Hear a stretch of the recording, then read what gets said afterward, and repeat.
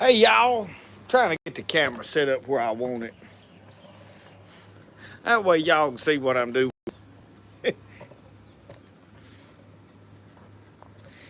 Anybody out there see some? He's got 9 folks up there all day, all night. First one to comment. Good night, y'all. Good evening, good afternoon, whatever it is, wherever you might be.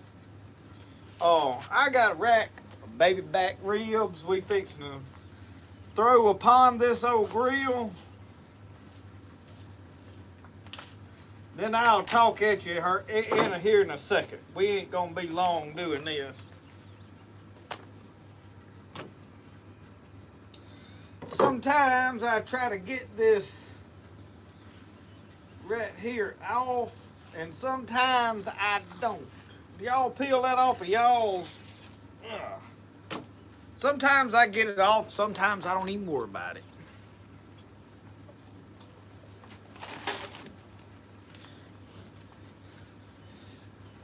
But I will tell you this, don't throw it with that in there over in that garbage can, because that dog will find it.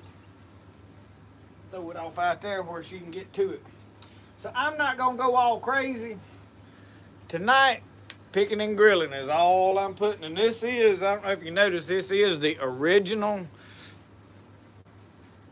So I'm gonna season these up and basically just throw them on the grill, and that is all Michelle has got some other stuff she's cooking, and oh, my stuff is done set out here. I'm gonna have to start keeping it in the refrigerator, I reckon, so it'll stay dry and not get clumped up.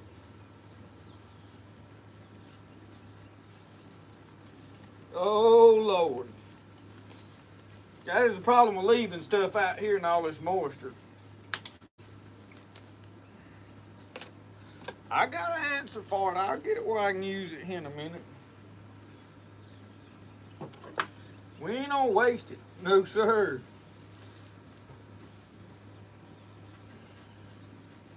Pour it on there and do like you actually supposed to do and rub it in good. That's what I'll do. Y'all know we'll figure something out here.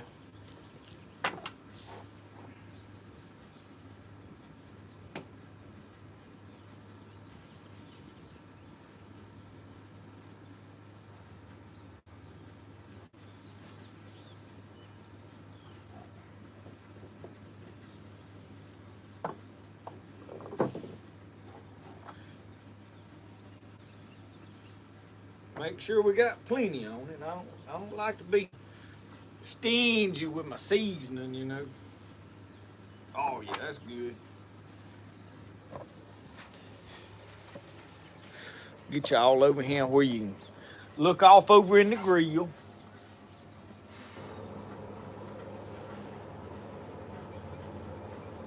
And that is all I'm putting on there for tonight.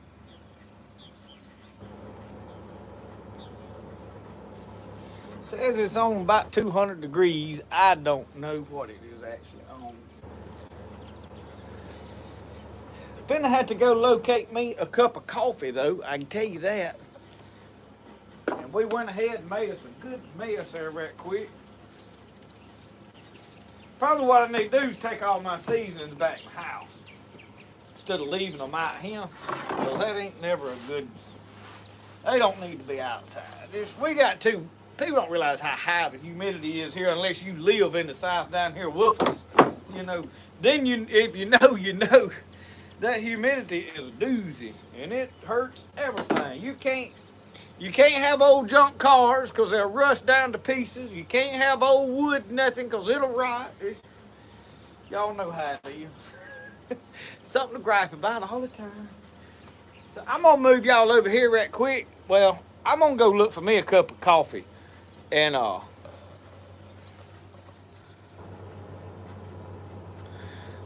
I gave up and didn't say Logan. I don't know, buddy. Hey, I'll tell y'all, we'll talk about some YouTube stuff here in a second. They doing me dirty too, y'all. I'll tell you about it. Roscoe's out there checking on the garden. I'll let y'all look off out through there for a minute.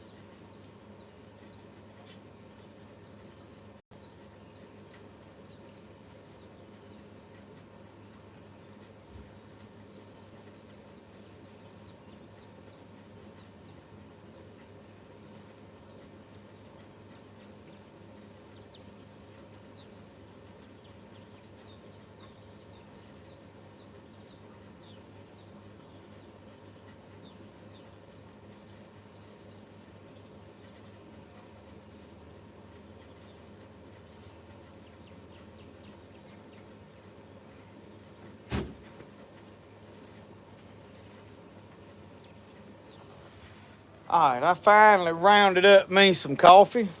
Let me get this camera over here where I want to be. I gotta set it on that iPad for a minute. Get my legs all squared away here.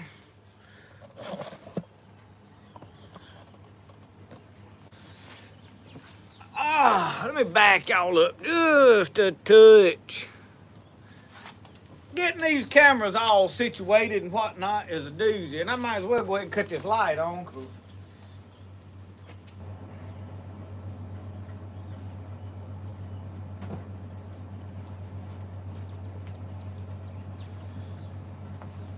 It'll be done got dark. That's my dad and my mom riding around on a buggy all out there.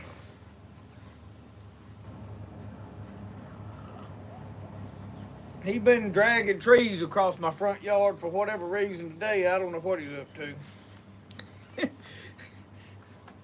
Anyway, let me see if I can get y'all pulled up on here. So while I'm doing that, Logan was saying something about YouTube deleting his comments. Well, I can top y'all on this. I know I've had several people talking about comments getting deleted. They ain't no telling. I don't know what's going on, but for the last week or so, every time I upload a video, I type out my description, put a couple of hashtags in the description, just kind of helps it. And I don't think the hashtags play as big a part as some other things, but I do it if it helps, so I can say I've done it.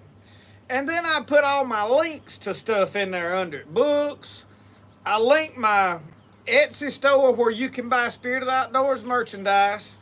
I link my Amazon store, which is basically all the Amazon store is links to stuff that I use, and you buy it through that link, and it gives me like a small commission off of each product because it recognizes that you've seen it through my video, and it helps me out just a fraction, not a whole lot. And then I link Southern Mud Pottery. For the last week, every time I would upload a video, and I've got those links all in a thing on my notepad, so I can copy and paste it, pull it over there, and do the whole link deal at one time. I can come back in about an hour, and it's completely deleted. And I don't know if people saw it, if it's showing up on y'all's end, but on my end, it's gone, and I have to re-go through there and do it. And it has been for about 2 weeks, week to 2 weeks. I've had to do this on every video, and it drives me nuts. So anyway, I gotta watch an ad and skip a survey. Whoa.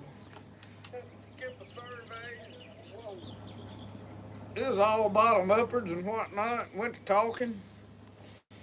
Oh, Lord, Lord. Hand and finger cramps. Not off the top of my head. They say a lot of cramps is due with salt. A lack of salt and something to do with dehydration. And a lot of that stuff I don't know right off the top of my head. I'm going to go back from the beginning, just kind of scroll through, see who all's here. I ain't going to try to call every name, y'all, because I'll miss somebody. But good to see all of you. Everybody that is here tonight. Glad all of you made it.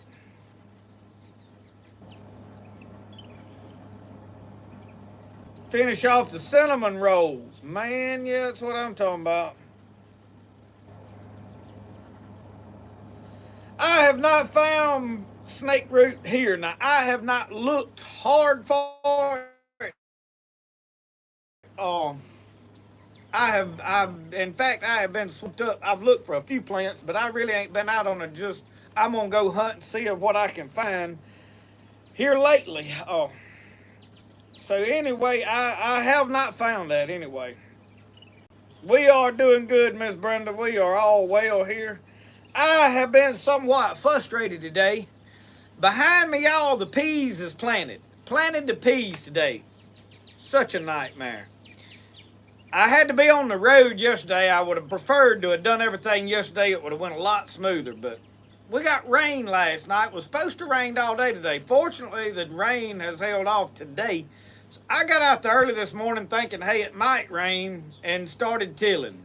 Hooked up the tiller. I'm filming all of it. And this, y'all, this straw out here, them oats was a nightmare. And I couldn't get all that out. They won't never be no oats put out here. The wheat don't get as tall. The oats in there made it a nightmare. You could not, I didn't have no way to harvest all that stuff out after I bush hogged it. I tried burning some of it. That didn't help, but it was damp. And then you can imagine wet dirt and straw. Man, I got bricks being made out there most likely. But I could not plow it. It kept clumping up, and I made my furs, put my fertilizer in there, and rode it up. And I'm talking about I had to go over it and over it and over it to try to get some rows, and it looks awful out there. But the peas are in the ground. And I planted the whole field.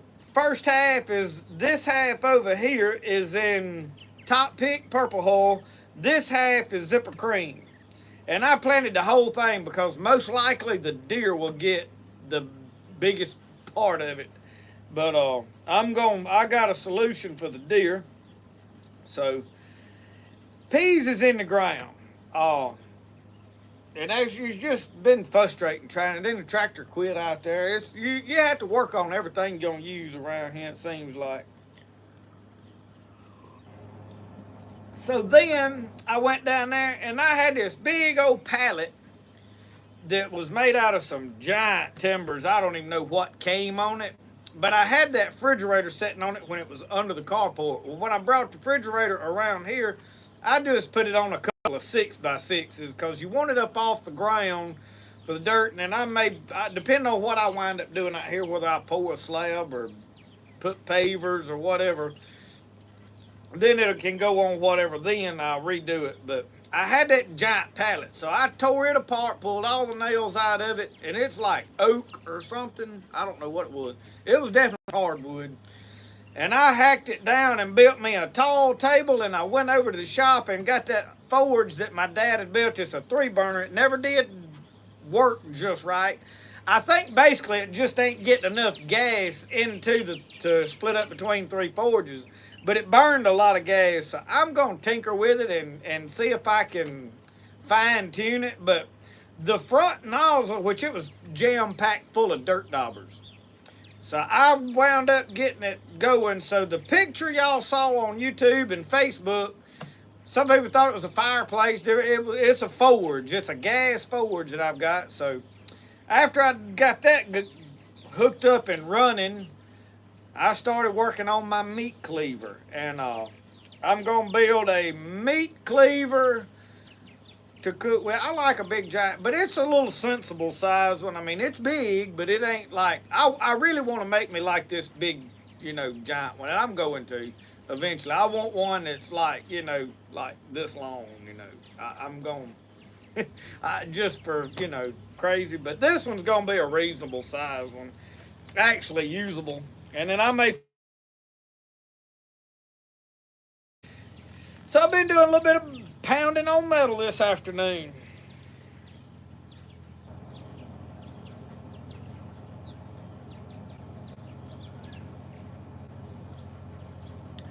Donnie Hill picking poke salad. My buddy Tony Parker was picking poke salad this week.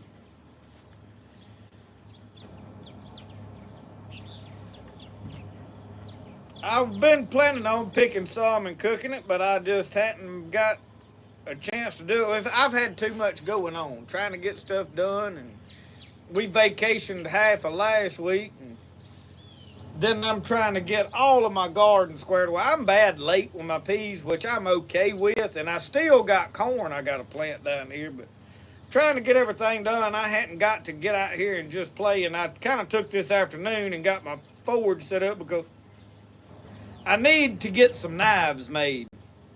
I have got several that I want to make.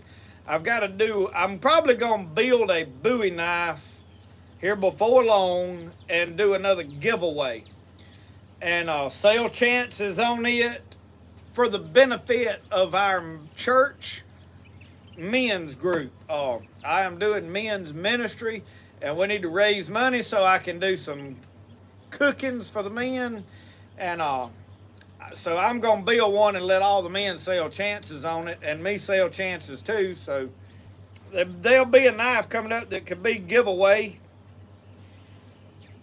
before long. So that was part of the reason for getting the forge. It was a priority type deal. So tomorrow, I don't know what I'm gonna get into. I'd probably need to be making some pottery. Miss Mary said that she needed another face mug. She done got too used to the one she had. And y'all, I am drinking out of my fat bottom mug. I'm gonna make some more. We are currently sold out. Now the two last week was a flat color. I shipped them out, and one of them, the guy was kind of expecting it. This is a high-fired color. So this is a gloss color, and then we do some flat colors. I can do this color and a flat color. So when you want something, if you're particular about a color, you need to let me know. I can do the colors that we do. I can do any of them, but what in the world? Well, there goes the blueberry bushes. They fixing to saw them down, looks like. So anyway, I'm gonna make some more this week. And those that I sold last week was already made and painted, is why they were what they were. So anyway.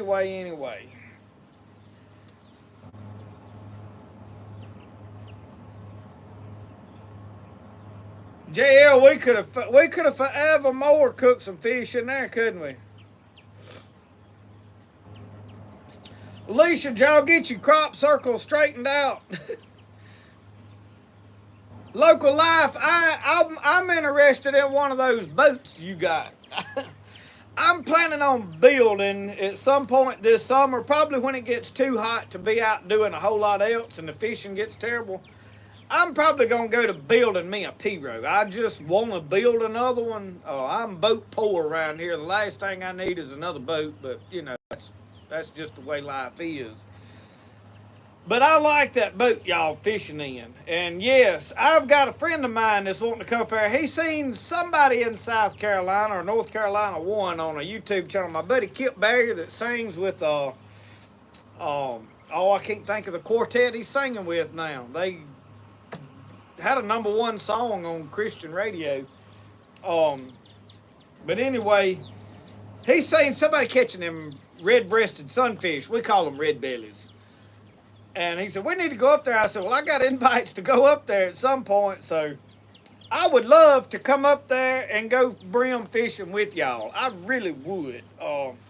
Mr. Larry Alexander's want me to come up that way, so he's up that way somewhere, so I need to make a trip at some point, y'all, to South Carolina and North Carolina and just make me a big loop up through there meeting a bunch of folks. Because there's some great people up there.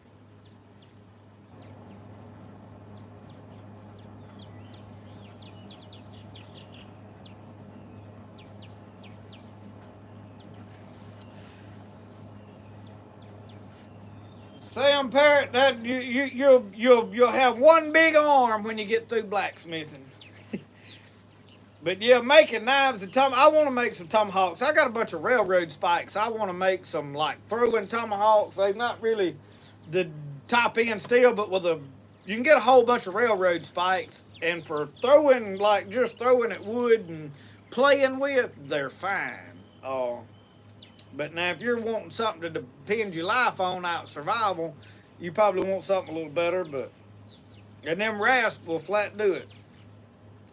Toby Richardson, I have not been fishing anymore we've had a lot of rain since the Tom Bigby trip.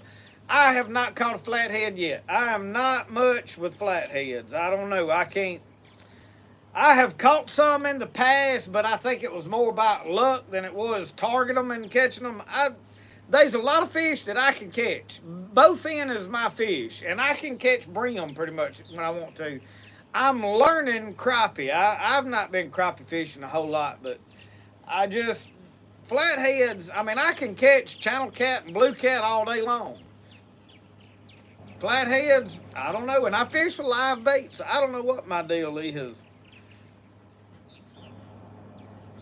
Larry said he was in Pickens,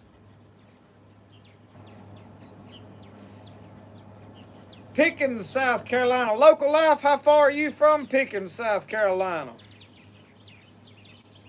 Michigan Prepper has arrived. We still about an hour away from Tommy Litchfield showing up. Oh, Lord. To fry fish in, Tyler, really, we have always preferred peanut oil. And the reason I liked peanut oil is peanut oil don't burn up as fast. As far as the taste of the fish, the first cooking, any oil's good. We have went to using a good bit of canola oil because it's a little cheaper and readily available. And when you're filling up them big fryers, it costs a lot to fill them up. And so I use a lot of vegetable oil just in this cast iron because 2 or 3 cookings, I'll go pour it on a log or something that I'm curing and letting it use it for treating wood and then put some more in it. But if you're gonna really be picky about what you want, I would probably lean towards peanut oil. But you know, you can cook about anything. A lot of people swear by lard. Get you a big tub of lard, can of lard, and melt it. And I have actually never fried fish in lard. I'm probably going to do that at some point this year because I really want to see what it's like and put it in that cast iron and maybe the ants. I can leave it in my cast iron pot and maybe the ants won't get in it as bad. But I'm fixing to buy me one of those basket fryers to keep here because the one I had over here belonged to my brother, and I took it back over to the cabin when we were having a fish fry over there, and we were running both of them, and I'd never brought it back over here. I went back to using my cast iron, but I do want me a basket fryer because, I mean, you fry, and the oil lasts in that basket fryer a whole lot longer. So with it, I would suggest peanut oil because it'll last so much longer. We drank a Maxwell House coffee tonight. I experiment with a lot of different coffee. And I have about figured out I like the Maxwell House probably is a little better than I do the Folgers because that's your 2 main coffees that you just buy at the grocery store. And then Community. I like Community coffee, but I don't know why I hadn't bought any in a while. But 3.5 hours. So local life, I need to plan me a trip. I need to plan to ride up through there. I think I would enjoy it. Andrew Lunsford, I'm seriously, I'm going to try the lard, I think, because I have heard several people talking about how good it is, and I know the old timers here used to fry everything in lard. That was all they had. They slaughtered a hog and they used the lard. So I'm probably fixing to work on trying that just to see. It's more expensive here right now because you got to go to the grocery store and buy it. But maybe one day I'll get me a pig pen built back here somewhere. I'm fixing to thin out some chickens. I'm fixing to do a transition. I'm tired of fooling with these game-fowl chickens. They fight constantly. You can't let one out of the pen that it ain't over there trying to fight with something else. The hens are brutal. Every time I try to introduce like new hens into that big pen, they fight and kill. I lost 2 last week. I had 2 young hens and I got them out and put them in that big pen and was going to put some young ones in the little cage thing that the 2 was in. And they both got, I don't know, one of the hens I put in there survived because she killed another hen. She killed one of the hens that was already in there that started the fight, I think. But anyway, I'm tired of fooling with them. It's more frustrating, and they're not really good to eat. I'm gonna raise some stuff, and if push comes to shove, I can eat it. I think it makes more sense.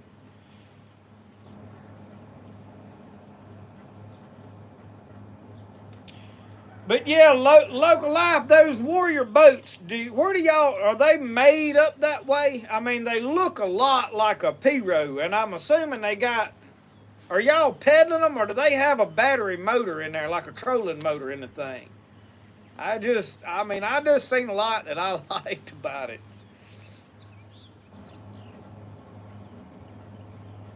And if it's battery operated like a trolling motor, man, a solar panel mounted in that thing, you could just ride forever. Maybe not really, but it would help.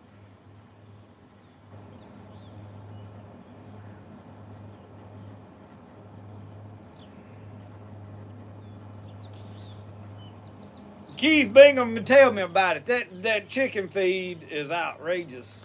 Now ours come down. I've shopped around. I was mixing some stuff, and now I'm just buying a poultry and swine feed, and I mix in some dog food along. But man, the dog food has went up to $30-something a bag. The stuff I was buying for like $21 a bag a year and a half ago is $30-something a bag now, and it's the value pack. It's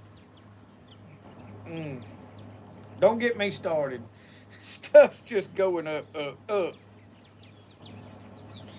Jerome Williams, thank you. We got a lot of gardening. I filmed planting the peas today. It's coming out. Me and Brody set some beaver traps the other day, and I filmed that, but I was gonna wait till I caught something, and we've checked them the last 2 mornings and hadn't caught nothing. But we didn't put out but 4 traps. But we're trying to catch an otter down here, actually. It ain't beaver traps, it's otter traps. We're trying to catch an otter down here on my neighbor's place. They got in his brim bed. That kind of stirred him up. Somerton, South. They have a trolling motor. How big a battery does it have? Is it like a car battery? Like we got the marine regular, the size of a car battery, marine batteries in our boats. What kind of battery and how heavy is this battery and all in there? I'll go look for that video, Local Life. Because I seen y'all the other day fishing in it, and I was like, man, I like them boats.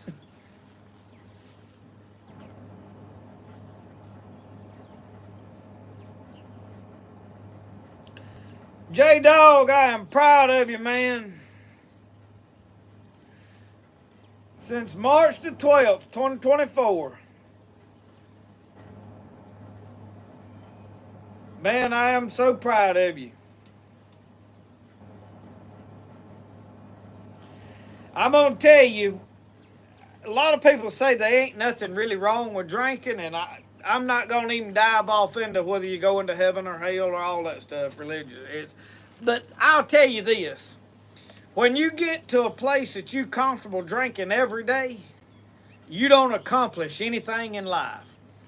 And I know from experience, you don't see that while you're doing the drinking, but after you get off of it and you've been sober for a little while and you start looking around at all the stuff it needs doing and you start getting that ambition, you'll work yourself to death trying to catch up on everything that you've been putting off doing. I like to kill myself building chicken pens and fixing stuff. I built a house.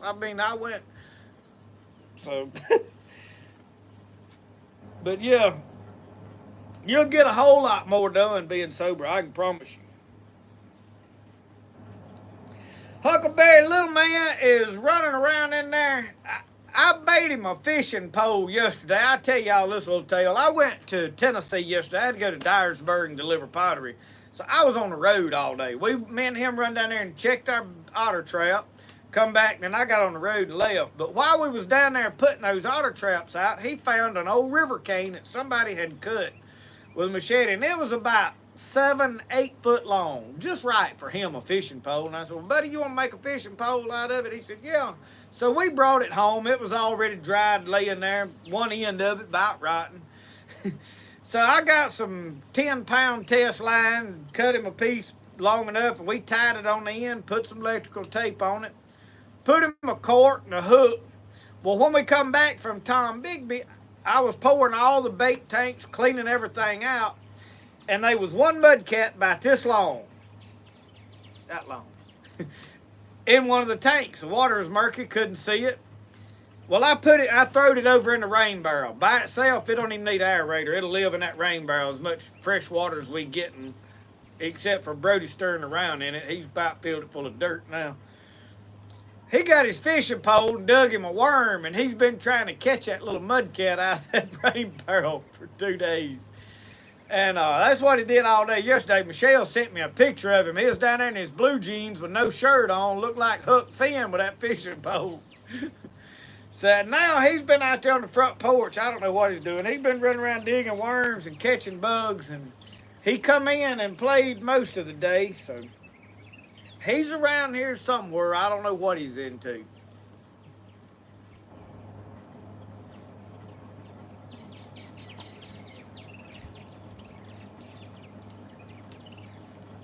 Charlie Pickerel, how are you tonight? And John Thomas, I seen you had inquired about a cup. My wife, I think, has got your message, and I have got to build some fat bottom mugs, so might get in the shop and build some tomorrow. I don't know. We're running low on clay, so I hadn't made no whole lot of anything in the last 2 days. Today I was determined to get them peas in the ground. I just hope they come up.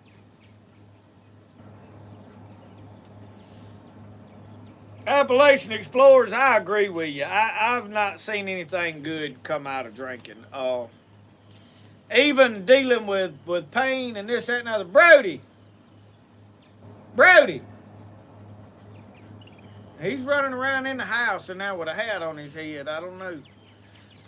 Come in, buddy. You can get up now. Here's Uncle Sasquatch's best friend.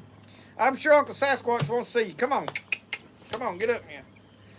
This chair ain't about. We need us one of them straddle loungers out here, a good recliner out here to sit in. That way there's room for both of us.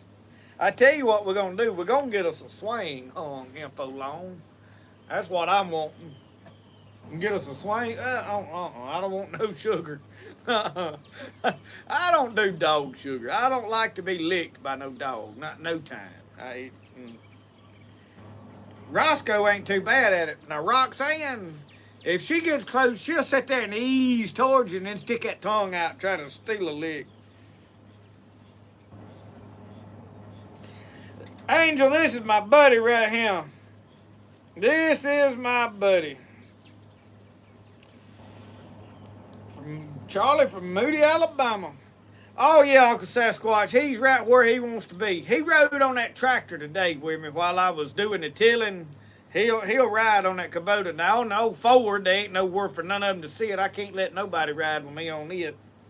Look at his old head drooping down. He's about to fall asleep. You droopy eyed there, buddy. It just ain't a comfortable chair, is it? I'm scooched over as far as I can get. I mean, they just ain't room for both of us. Just get still. Get still.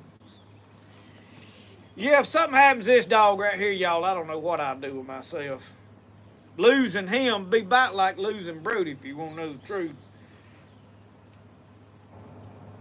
Larry, I got a coffee pot made in there. I didn't make but 6 cups. I'm hoping Michelle don't slip in there and steal one. And usually in the afternoons, we've got to making decaf, but I went ahead and spooned in that Maxwell House caffeinated coffee, so I may get torqued up here before the show's over, reckon.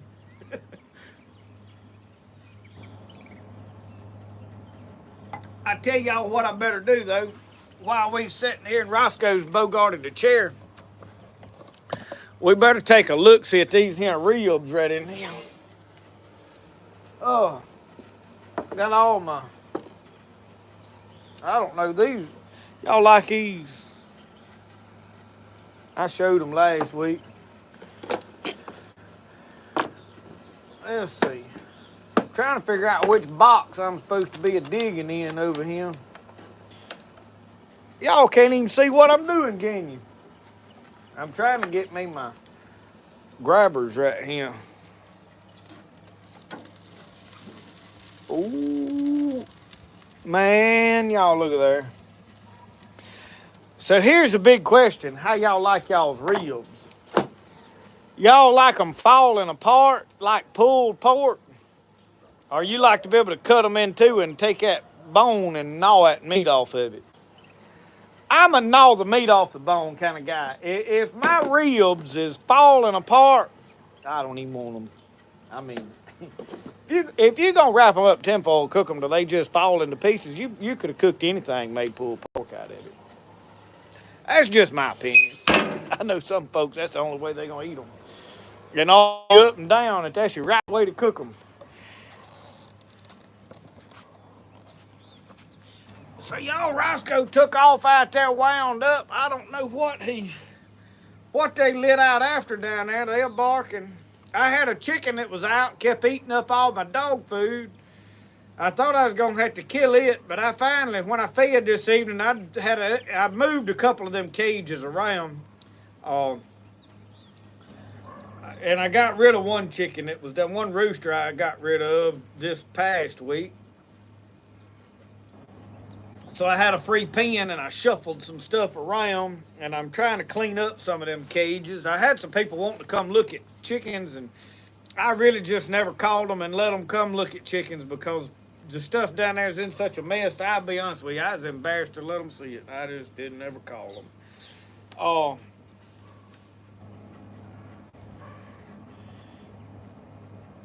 Patriot Madness, I'm with you.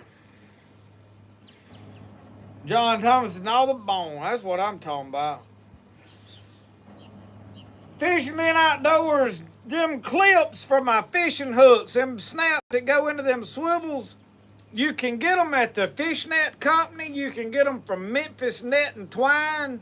But we've got a local place here called Jerome Tanks, and they're a little higher there, but you can buy them there too. So, and that's where I got those 2 bags that I've got right now. But most of my fishing stuff, if I need to order it, the Fishnet Company is in Louisiana, and then Memphis Net and Twine is in Memphis. So those are the 2, and I get a catalog from both of them, but you can get online and look on there, and they've got them. They got everything to do trot lines, all different kind of tarred bank line, nylon twine. If you got to order it, that's really the place to order it from. It's about as cheap as anywhere else. All of my tarred bank line, number 72, is what I use for the main trot lines. Those vertical lines I did not make right. I used a smaller line that I had laying there, and I'll probably redo them. Your main line needs to be 72, number 72 tarred bank line. And the biggest reason is it won't break. You can pull on it and it's pretty well there. You can break it, but you got to double up on it. I broke one of them other ones when I was over yonder.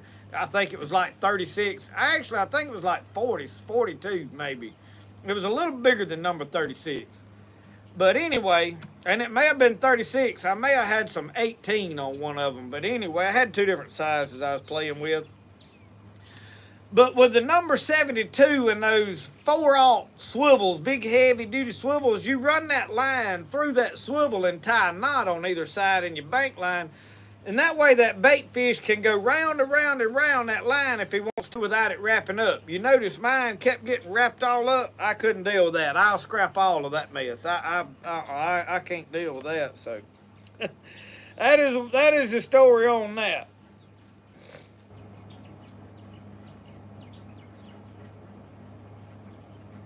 Keith Bingham said, I only eat ribs 2 ways, by myself or with somebody. I agree with you.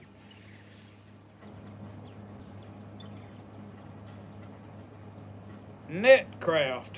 I've never heard of them, Marsh Mutt. I'll have to check into them. They may be out of business by now. A lot of them old places has shut down. I mean, we got to face it. The way of the world now is ordering stuff online, and Amazon is your go-to. And I'll tell you why Amazon is your go-to is if your credit card gets hacked, if something gets screwed up, they'll take care of it. If I'm ordering from individual little companies, I'm leery about who I don't just order randomly off the internet from nobody. I just don't. It's got to be a well-known business that I'm going to order from, or either I got to personally know them. Like, if one of y'all is running a business selling something, and I know you, then I'll order from you. It ain't no big deal. But just random stuff on the internet, I don't just look for the cheapest price or something in this little rinky-dink website and order. And that might be a legitimate business, but you just don't know. But Amazon has put all the small people out of business, and it's not going to change. We can gripe about it as small. I'm a small business person, and I can sit here and gripe about it. But the fact of the matter is that's just the way that it's going. I mean, it's headed in that direction. There ain't nothing you can do about it. Fussing at people about shopping wherever ain't going to change it. You ain't doing nothing but wasting your breath griping. It ain't good. Probably ain't right. But here's the deal. I'd rather buy stuff from local people in town if I can deal with them and drive up there and they got what I need. The biggest problem is after I make a trip to town for 30 minutes to go to town and the gas to get there to see if they got... You can call them and they might have, they might not. They might answer the phone, they might not. You get there and look, well, they ain't got what you wanted no way. Well, you can find what you wanted on the internet. So, I mean, it's a double-edged sword. It really is. And it's going to be the downfall of all of our small business, but that's just kind of the way it's going to be. I can't see it changing. You know, I don't see us griping about it and stopping it. So, anyway. Randall Ross, there's a lot of catalogs get me in trouble, but fishing is one of them. And I have to be careful getting online looking at stuff, because then I get to wanting stuff that I didn't know I even needed till I looked at it. Lloyd Morris, got to practice for Sunday. You play the piano? Good deal. Good deal. Thanks for stopping in.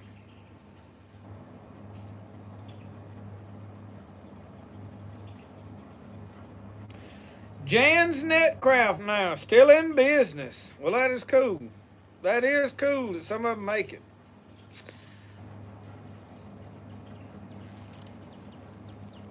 That is one of the reasons, like us selling pottery, if I was trying to sell my pottery retail, I would never be able to survive. We had to do wholesale so that we sold quantities to stores. And that's really the only way you can do it. Now, if you've got a store that's in a high traffic area, you can make it in some of these towns, but our little town that we're in don't have anywhere to park. I mean, the parking is horrible. There is no parking lots to amount to anything to park in.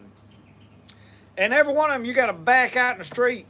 Well, you know, backing out in the street in a small town ain't that bad, but ours is just big enough that on Main Street, you can't get backed out. It is a major problem. And so that's what's killing the small businesses in Philadelphia, I think. Somebody would invest in building a parking garage up there somewhere would benefit all of them.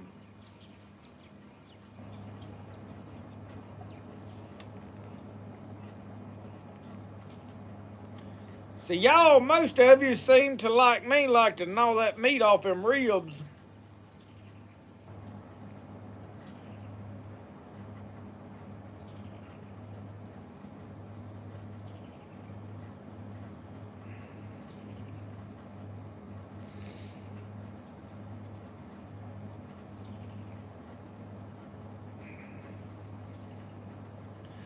Well.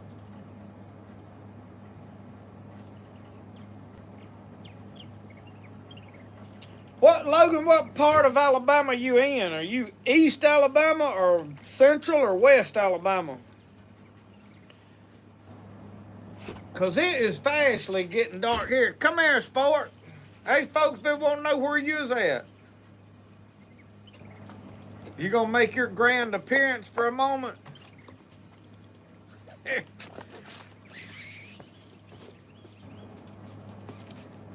It's still good daylight here, y'all. I mean, I can. Hey, don't bump that camera leg now.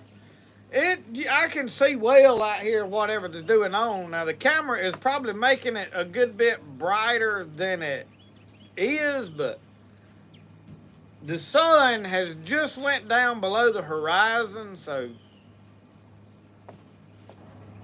But I mean, I am probably 300-400 miles west of you.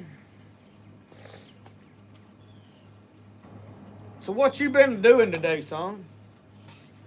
Mm-hmm. You don't know what you've done today. You can't tell them people nothing you've been doing. Does that camera amaze you? If we ever buy you a dresser with a mirror, we won't never see you again. You'll stand in front of that mirror and monkey around. I had to get on to him. We were setting beaver traps the other day, and you couldn't even see what I was doing. He kept getting up to the camera making monkey faces.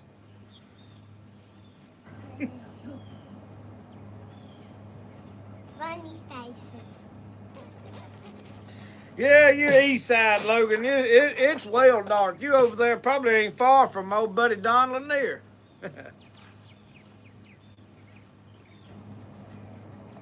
All right, don't knock my coffee off. Settle down. Brenda said, hey, Brody. Say, hey, Miss Brenda. Hi, Miss Brenda. He is a monkey now. He gets sort of wound up sometimes. Y'all gonna get on him, Randall, and find out y'all got neighbors on him before it's over with. I'll be done brought people together, won't even know it. At Grenada Day. Mike Reeves, I seen a picture you sent where you had some. Oh, it rained down here last night, and just about the time the water gets right, but the least little rain will muddy up this swamp, and it'll mess up a lot of our fishing. Now, the catfishing probably could have went and caught catfish, because when it rains and rises, they'll go to biting, so that's one of the reasons that during the spring, as mostly what I do is run limb hooks. But I had peas that need to be put in the ground. I'm bad late planting my peas, which they'll do fine making, and just everybody else will be through putting up peas. I'll be in the heart of the year trying to be out here canning them. That's what'll happen. Don't knock my coffee over, please. Finna have to go replenish my coffee cup.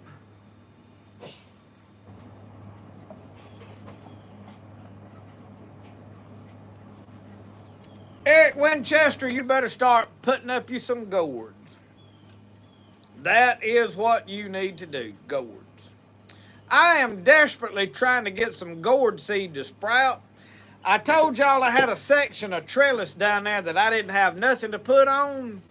If I can get some gourd seed to, that's what's going on there. But I have yet to get them to sprout. So somebody tell me. I've got them right now. I've direct sowed them. I have went and scattered some out. I have put some in the freezer to see if cold stratification worked. I've tried several different things, and I have yet to get them to work, to sprout. And I saved them out of a gourd, big gourd for my martins. So I've got them in a paper towel. It was wet, folded up, put it in a Ziploc bag, and I didn't even look at it today. I didn't think about it, but it's been in there about 3 days.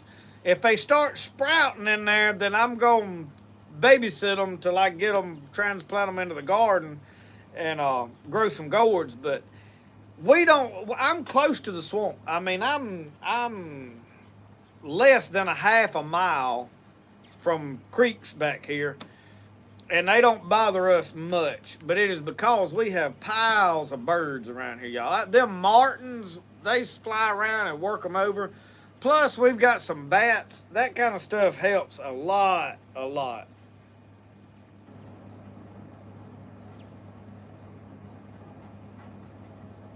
Mike Culpepper.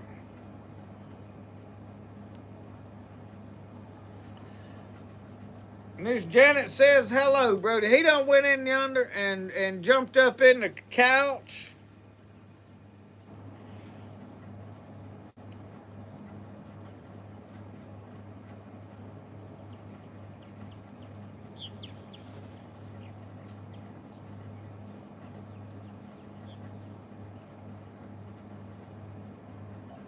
Dry plant my gourds. What do you mean by dry plant them, David? Just stick dry seed down in the ground?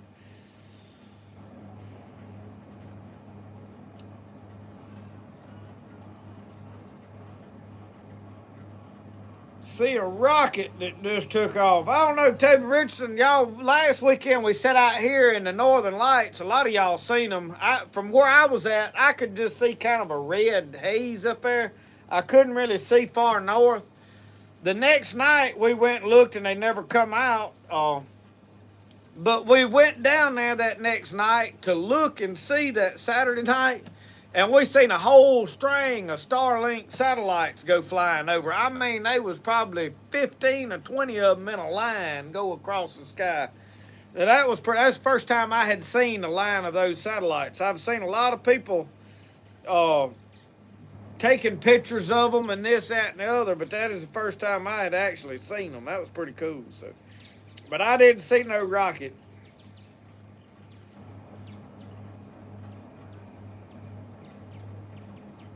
Lady Hammer been canning my food all day since it's so muddy. Are you close to where all the flooding and stuff is? I noticed somewhere out there they having a lot of flooding and stuff. Jim Reynolds, I always need old saw blades. The more saw blades I got, the more knives I can make. I am probably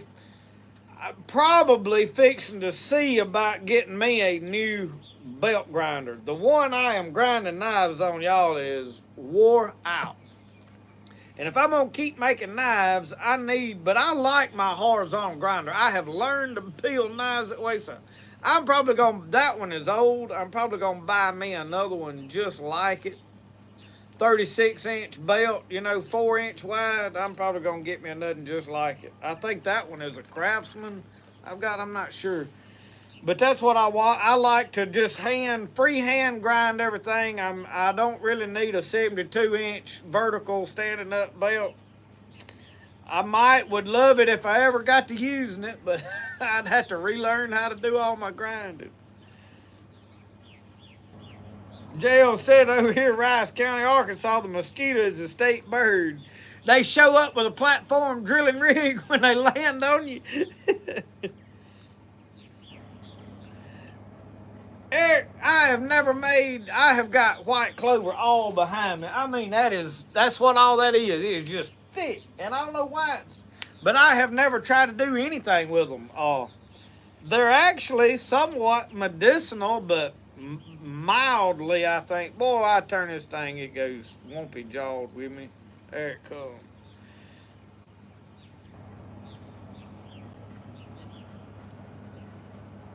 All right. Well, I appreciate it. Where you going to get tin? You going to Viking or Pops Metal?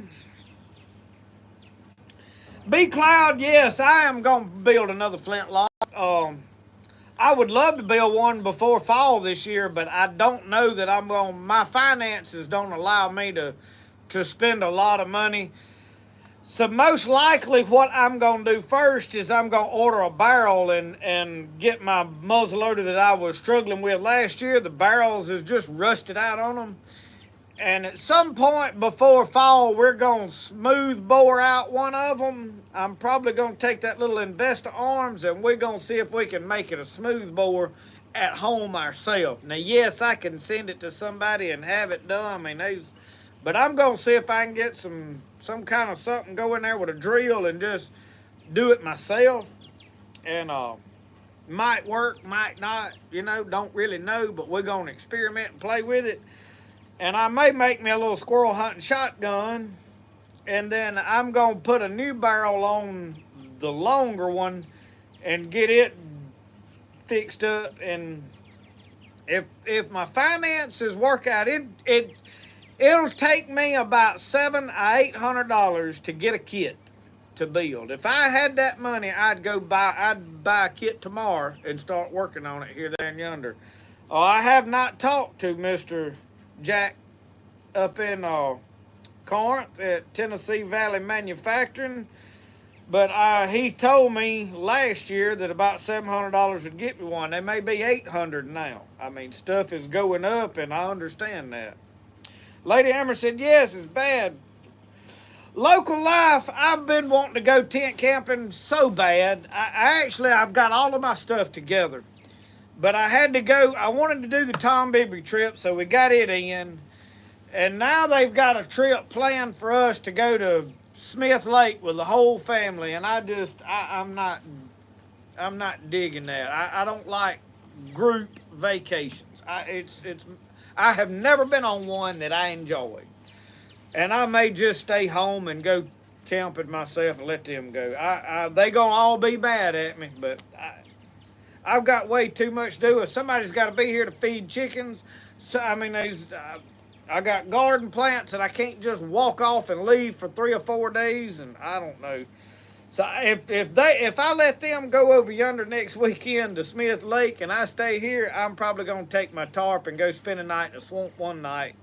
And I want to take my canoe or my kayak and brim fish and red belly fish and just I'll probably take 2 or 3 limb hooks and try to catch me a grinnell. But I'm wanting to go do a tent camping so bad because I have transitioned from a bag. All of my camping gear is in a tote, them Tupperware boxes. And that's what it's going to stay in, because I can take that and stick it in the boat. I can stick it in the back of the buggy. I ain't walking nowhere to camp toting it on my back. It don't make sense for me to have my stuff in a backpack. So I may do a video on my camping set up here before long, even if I don't get to go. But I'm hoping I get to go here in the next week or so. So yeah, I'm bad, because if I don't hurry up and do it, it's going to get too hot to do it.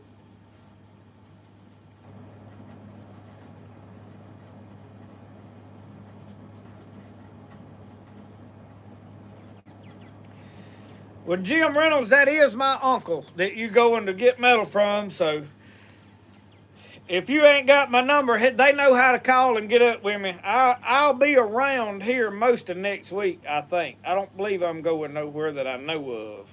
I don't have anything scheduled. Mike Reeves, I ain't big on buying anything from Harbor Freight. I have bought some stuff from Harbor Freight, but nothing that I am planning on using a lot, like depending on. It's like buying from Temu. You know, you can buy some stuff from Temu and it's all right. It'll work, and some of it is as good as anything else, like the baits and some of that stuff. It's just as good. I even bought some reels. It was as good as anything else, but across the board, everything is not good quality, and that's kind of like Harbor Freight is. You might find a product or two in there that is, hey, this will work, this will do it's all I need for what I'm doing. But then when you start getting the mechanics and stuff starts failing, and I'll tell y'all this, I learned with my buggy, a bearing I put in last week, it was because I bought them on Amazon, and I bought a cheaper bearing, and they over hardened them, so it busted. So I'm probably I'm going to make as many knives as I make. Now, if I just made 1 or 2 knives a year, it wouldn't matter probably. But I use that belt grinder. It's sitting there where all I got to do is turn it on. I sharpen axes on it. I sharpen knives on it. I couldn't tell you what all I use. If I sharpen every hoe, you never know what I'm going to stick on it. I've sanded wood on it. Everything. So yeah, I need a good one. I don't know what I'm gonna get, but Bonnie running from the French settlement, Louisiana. David Rush and I was laying in a hammock one night, and I had a piece of plastic or an old tarp under me where when I got out I wouldn't have to put my socks down in that mud. And I'd like to wear a pair of socks when I was sleeping down there. It was over because I was camping over in the fall of the year, and it done got cool, a little past barefoot weather. And I was laying there asleep, and the fire done went out. It was pitch black. I was laying in that hammock, and I heard something scratching around the leaves, and it come walking right across that plastic that was under my tent. Oh, Lord, that'll make you nervous. I figured it was a possum, or armadillo, or something, or a raccoon, but it didn't bother me.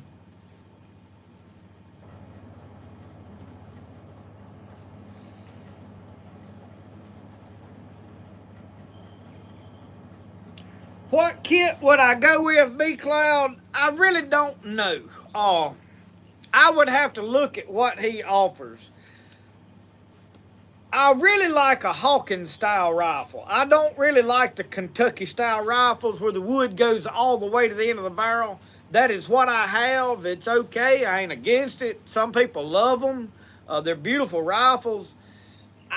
In the old mountain, man, I just like the shorter rifles. So probably a Hawkins style, but it'll depend on what kits he has and the price. I built a poor boy kit because I liked all the black hardware. I'm not really a fan of shiny, brass, flashy stuff. Not for real hunting. If you're building a piece of artwork that you're going to mostly hang on the wall, and I mean, you may hunt with it some, but its main objective is to see how pretty of a gun you can make, I get it. Then put all the brass on there. But if you really seriously, this is just a hunting rifle, I'm for the black hardware. I like. I mean, if it looked like wrought iron beat out, that's ideal to me. So, a lot of the stuff that I had, I didn't get dyed right like I wanted it. I know a little more how to dye it like I want it now. So I'm definitely going with black hardware on whatever I build. Lock everything. I know how to heat it up and mix that vinegar and water and get it hot and turn it just black as soot, and that's what I do. So what's a good simple way to cook squirrel?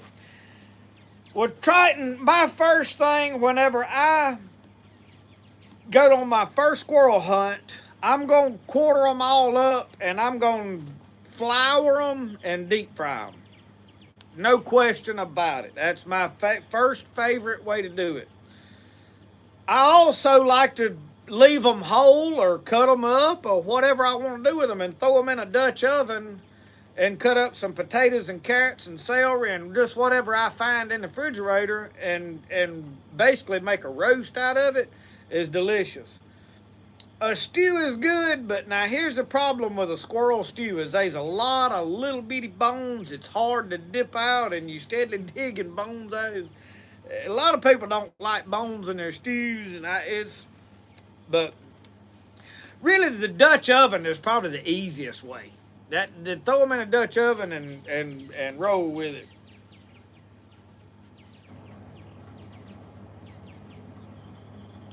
Yeah, me and Uncle Sasquatch, Tennessee Smoking, we definitely converse back and forth when I go to build one because he is a wealth of knowledge. For those of you that don't realize it, maybe don't know, I think most of you that's interested in black powder already know. Uncle Sasquatch is a wealth of knowledge in black powder and really guns in general, but especially in black powder. He knows a lot about them. So yeah, I'll definitely be talking with him.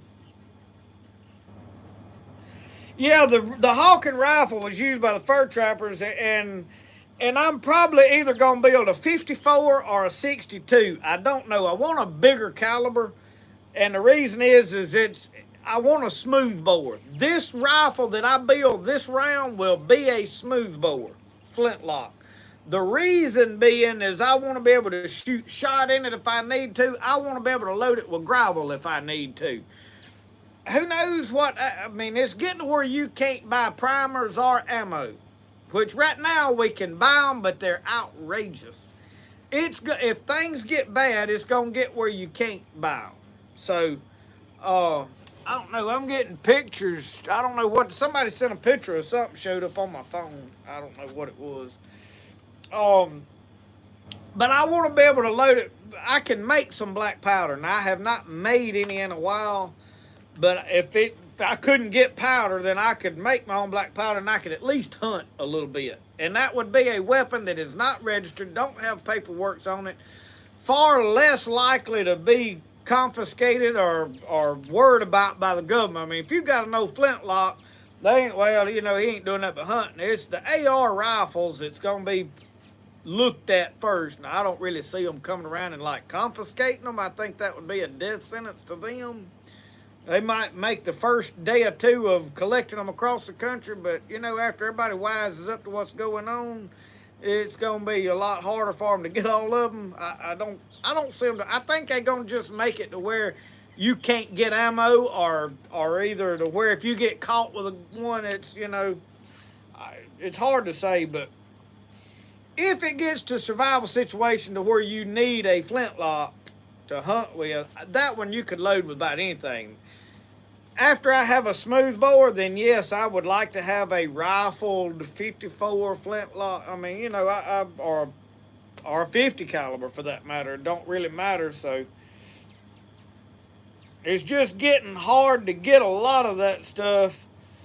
And a smoothbore is accurate to 100 yards. There's really very few places down here in the woods that I'd need to shoot further than 100 yards.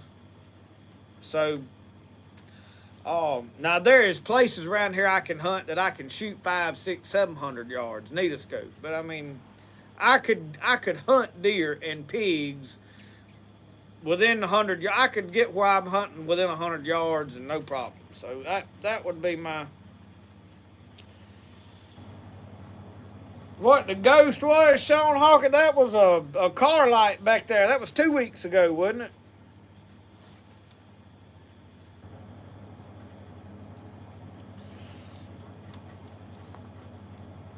Larry, you can't never have enough. You need one of each caliber, I think. A Northwest trade gun. I don't know what that is. Yeah, B Cloud, I have got 50 caliber molds, I've got 36 caliber molds, and I've got 45 caliber molds. So I have got molds for everything I need. Now I do want a lever action new Marlin Trapper 4570, about a $1,500 gun. Probably ain't gonna get one for quite a while, but I have some 4570s already, and I want to get set up to where I can stump load, get me a hand loader like for on a stump right here, and a mold to make bullets for it. So I've got to get that set up too. But a smoothbore just makes sense because I could literally go down here and cook some pottery balls and, roll up little balls of clay and harden them and shoot them. But I could find gravel. I mean, you can shoot BBs or whatever you can find to pour down the barrel. Lead and steel, don't matter. So that's kind of my reason for wanting a smoothbore. And not to mention, it'll make the squirrel hunting. You got one gun that you can deer hunt and squirrel hunt with. So I'm leaning that way right now. Triton, what is my thoughts on these pastors that have a occasional glass of wine or beer? I'm not gonna have a thought on it. What they do is between them and the Lord. If they can control it, I'm gonna leave them alone. I'm not gonna criticize people for what their decision is because, we all look at the Bible and interpret it. And the Bible says, "Work out your own salvation." And I'm not gonna sit here and say people are going to hell for anything, one way or the other. I ain't gonna say they ain't. I'm just. It's hard to nail it down. Now, if I'm going to pastor a church, and I'm the pastor and I'm in charge of this people and their blood is on my hands and my teaching and my convictions and my spirit, I'm going to say, hey, we need to leave alcohol alone across the board because I can't see no good that comes from it. But for me to sit here and say everybody that takes a drink of it's going to hell, I'm really not willing to step out and say that because I'm not a judge, y'all. I would encourage people to leave it alone, but I'm not going to condemn people to hell. I'm not a judge. I can't, I know the Bible says all liars will have their part in the lake of fire. If you're a liar, you go into hell. I mean, that's just, the Bible says it. But, there's a lot of gray area in a lot of these things, and I believe it this way, so this is the way I'm going to live it. But I'm not going to sit over here and say everybody that don't do like me is going to hell, Just not really willing to have a big argument on that, I reckon, it's...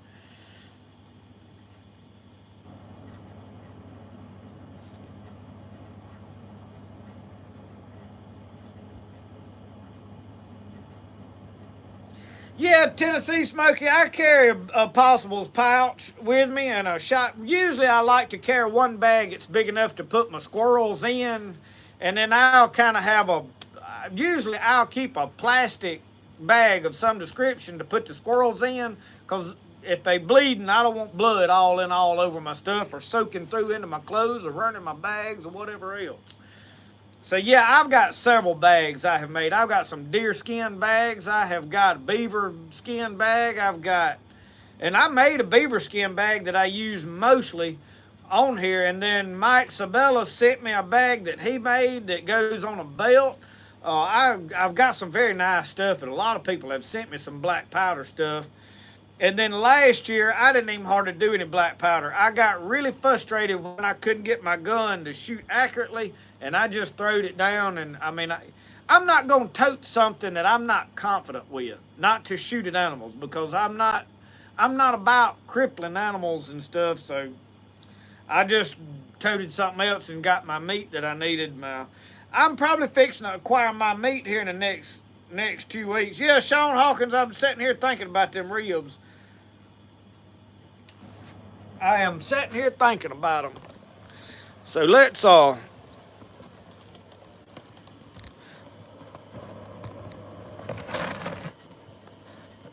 fooling with these cameras is a doozy, y'all.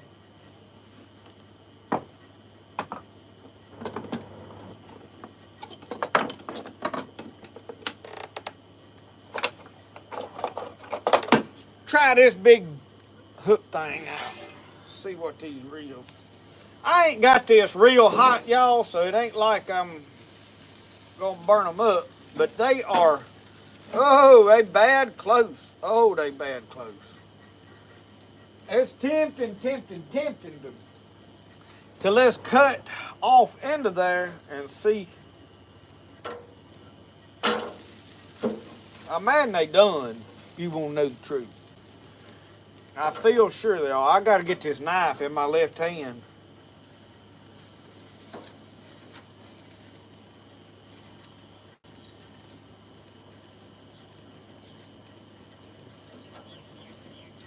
Oh yeah, I think they done. Tell you what I am fixing to do. Roscoe come over here scrounging around like he thought he was gonna get a bite. I'm fixing to cut these ribs up. I need to go get a pan. Get y'all set up where y'all can see what's taking place here. I'm gonna go get a pan and a cup of coffee to put my ribs in.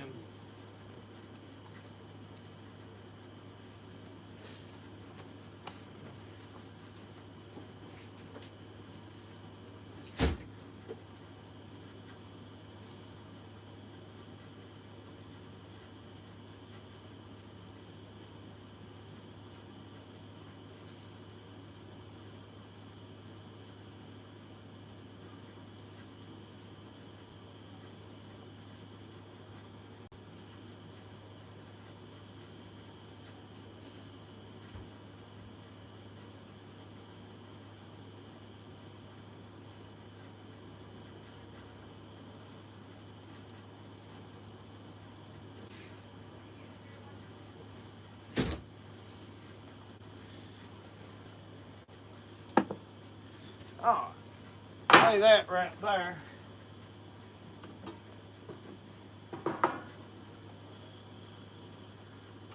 That may fall apart where we made it. Oh, it smells delicious, delicious, delicious. I got too much stuff over here. All right. Dig back off in this box. I got a fork I ain't even got to use yet. Look at him. Mr. Charlie Pickerel brought this over here when he came, and then this stuff in this box, my buddy over in Georgia sent it to me. Oh, these ribs, y'all. Oh, Lord. Gonna make a fat boy hurt himself.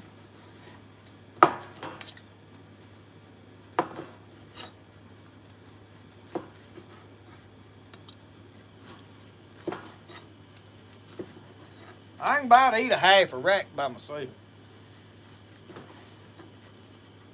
I don't even know if my daughter's here. I think she's at work. I didn't even look in there to see. All right.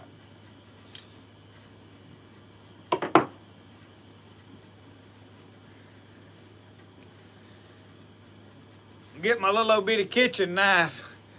Y'all like it. For some reason I like this knife. I've had several people try to buy this knife. I had one guy offer me $250 for this knife. No holster, no nothing. No, I like it. I don't know why I like it, but I do.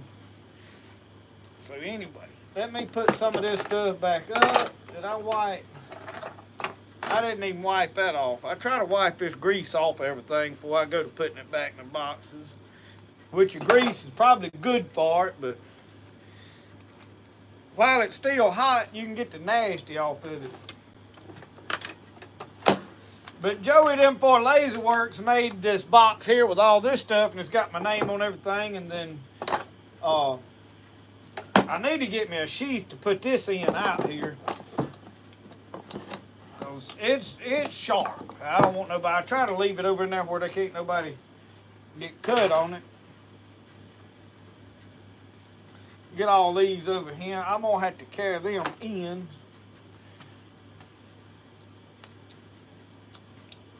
Oh man. I can just about lick that cutting board right now. Let me show y'all this grill.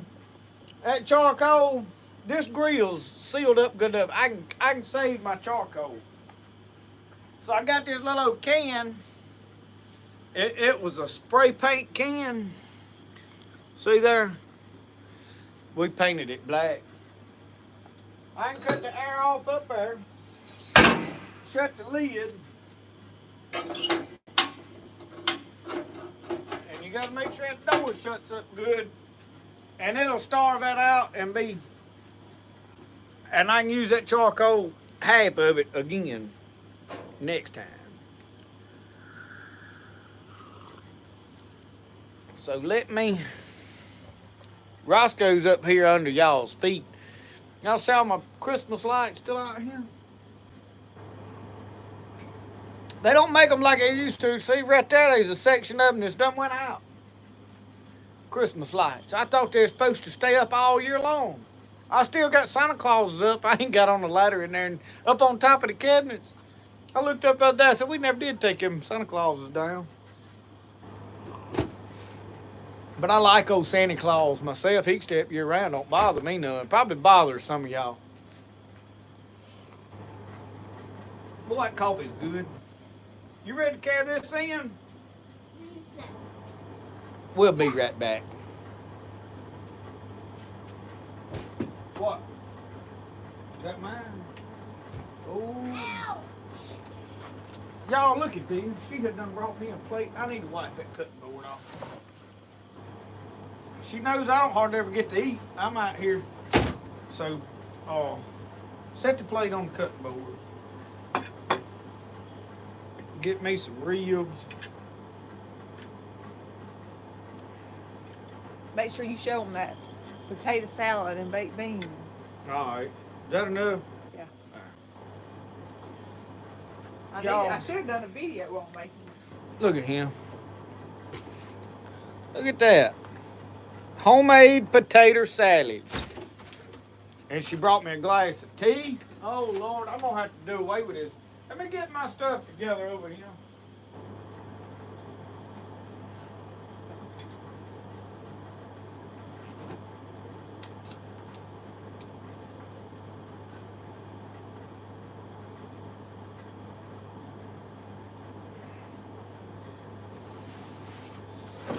And then when I get through with this rag, it'll have to go in the wash. All right, y'all don't get seasick on me now. Cover your eyes up for a second.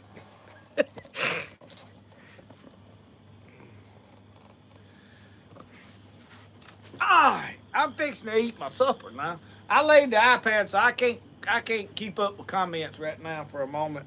But I need that rag right there.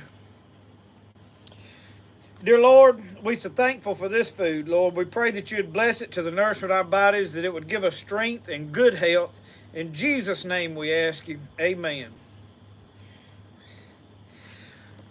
For all them folks that get mad at me about doing my just-in-time series with my bandana on, and they use that scripture about not praying with your head covered, well, I pull it off when I pray. There's some folks, they get really worked up. I think it's usually preachers, and they get, I don't know, it bothers them, and they get fighting mad about me doing that series, like I don't know if they feel attacked, like, a lot of preachers, they feel like, I guess, like we all in competition.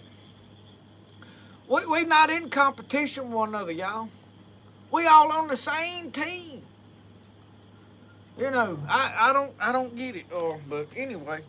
I don't let it worry me.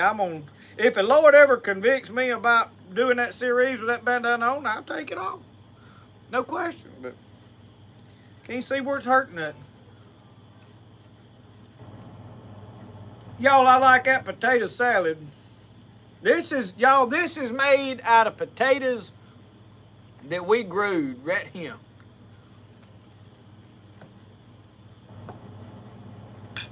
I'm gonna bring y'all a little bit closer. There. Big old glass of sweet tea.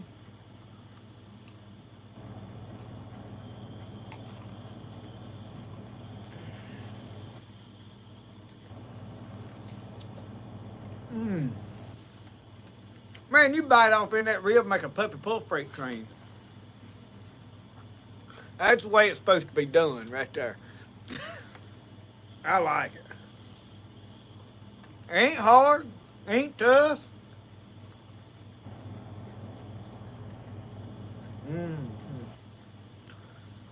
I have to get with y'all on them comments in a little while.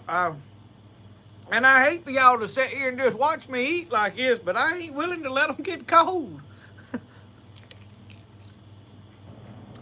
And Roscoe is watching me close.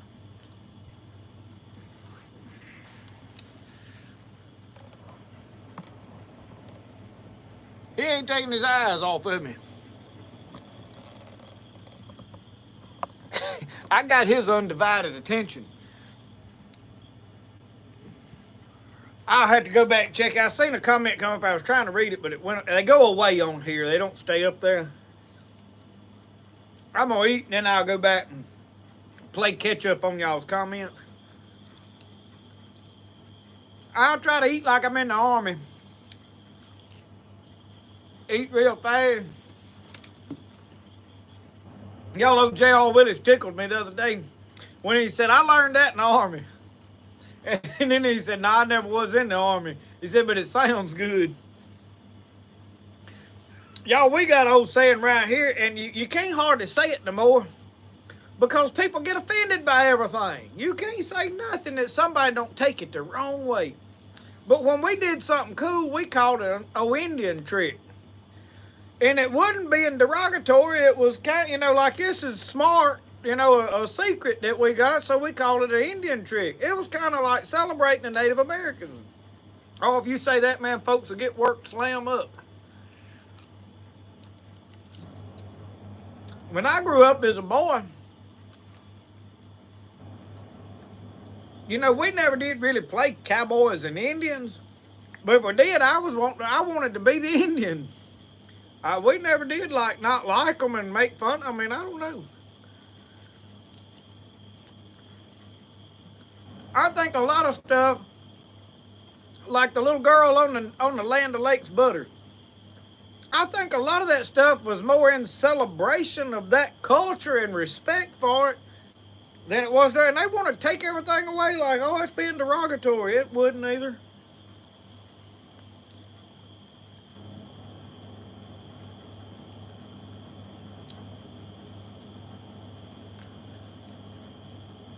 Yeah.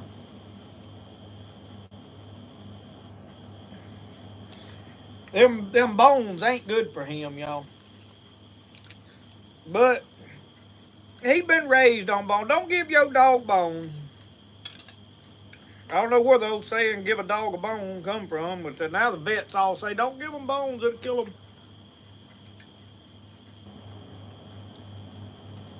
He's eating enough bones, he can sort of handle it. Try these baked beans out. Woo. Them right there is 93 octane. If they ain't, they will be. Yes, sir.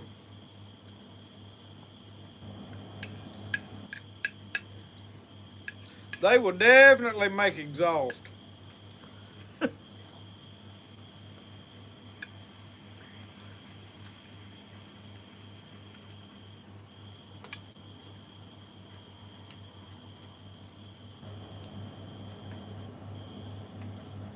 Well, y'all, it's good dark out here now.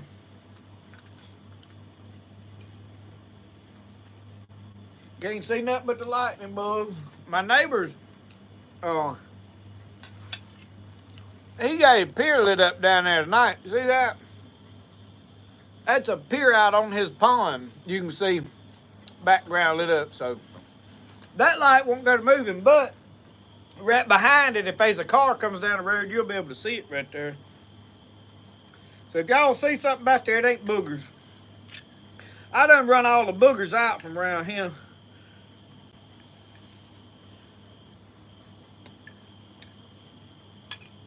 We can't even find a monster for Scooby-Doo to get after around here.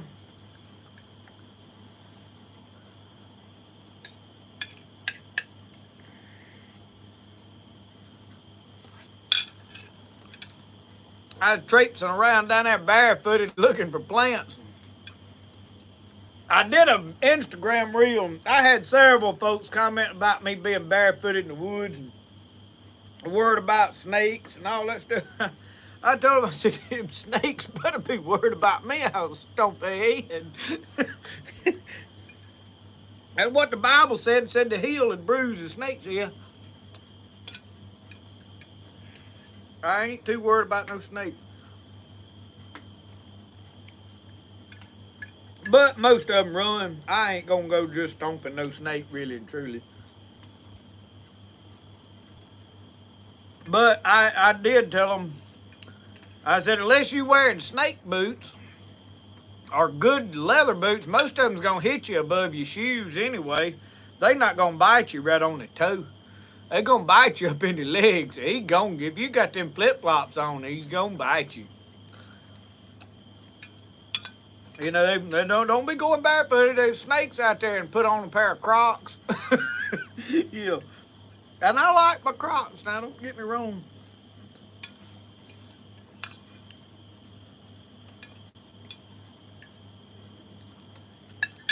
Now he's over here wanting one with some meat on it. You ought to see that look in his eye. His tongue won't stay in his head.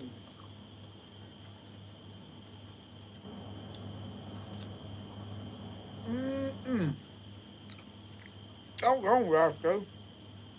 They are good, ain't they?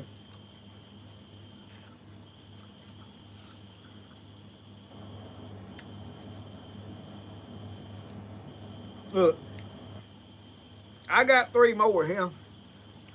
I'm gonna leave him one, y'all. Got a little meat left on it here. Look at him. He'll appreciate that. He'll wake up in the middle of the night and think about that and say, you know, he'd give me one still had meat on it. But that's cause me and him buddies. I think more of him than I do most folks. That's just being honest. That don't mean I don't like y'all. Just if I had to choose between him and y'all, I'm afraid I'd have to turn the camera off. But I ain't got to choose. We can all be here happy together, so no worries. Y'all ain't going nowhere. I'll tell you why I like that dog. If I'm ill, I can fuss at him and he won't say not one word. He'll just hang his head down, and then if I call him over and want to pet him, he'll come running right over and I can holler at my wife, and then I can call her, and then she's still sewed up, and then smart off 2 or 3 things back, make it worse. Y'all ever thought about it like that? He don't never say a word. That's the way I like it.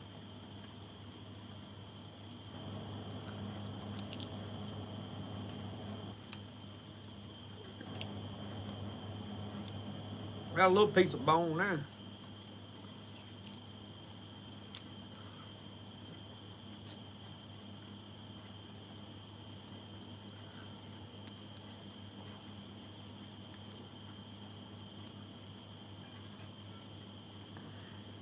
I bet some of y'all done got so hungry you can't stand it, ain't you? Sitting there watching me eat, Billy old growling.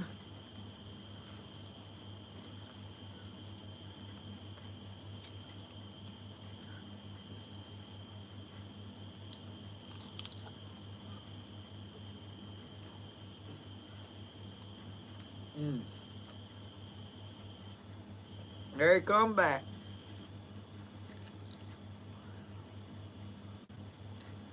There you another bone. He'll go over there where I ain't looking at him and eat it. He don't know I can see him through that camera over there.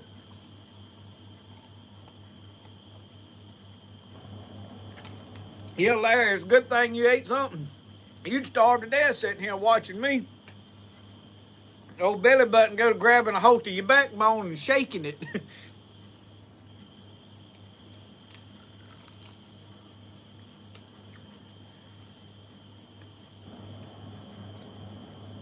Make you so hungry you eat some of them cicadas that's talking about fried. I seen a picture on Facebook this week of some old hand that done he battered them and fried them up. I ain't got that hungry yet. Oh, a little bone.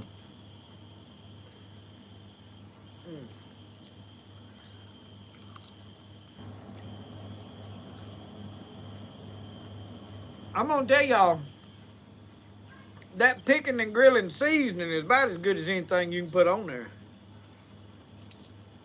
I am a fan of the original.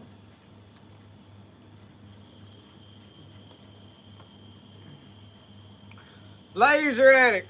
Y'all get up with him here, get you a set of them utensils I was cooking with over there a while ago. I couldn't read all his comment. I'll read it in a minute, bud. Thank you for stopping in. I did see you say you wasn't gonna be here long.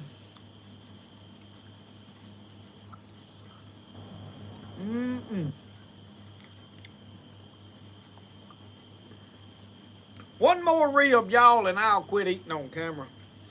I ain't gonna tell you though, I ain't gonna go get me a bowl of ice cream in a minute. Here comes some mean little midget.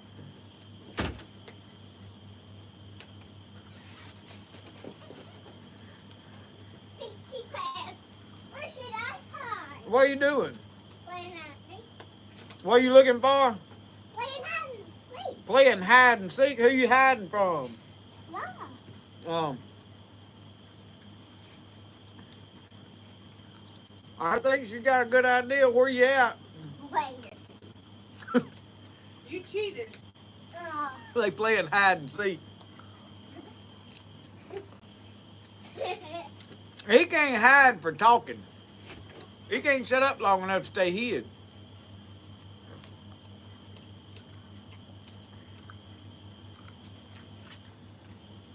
I done found out the best way to hide from him is to grab a blanket laying around somewhere and just stand in the corner with it over your head hanging down there. He'll run right by you. I got in there one night and I got between the 2 shower curtains. You know, we got one of them clear plastic shower curtains that goes inside the tub. And then the thick one where you can't see through it in case somebody happened to walk in on you. They don't get their eyes full of something they didn't want to see. So it's thick, you know, so you got 2 of them hanging side by side. You stand between them and he come look in the shower and never see you. I don't know why he didn't notice my toes sticking out.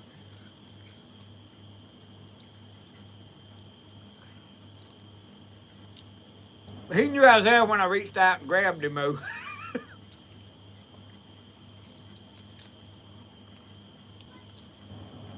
Right after his soul come back down to his body.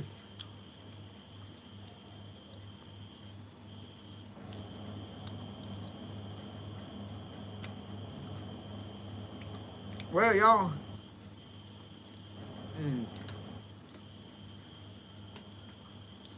Be honest with y'all. That's the best ribs I've had all day.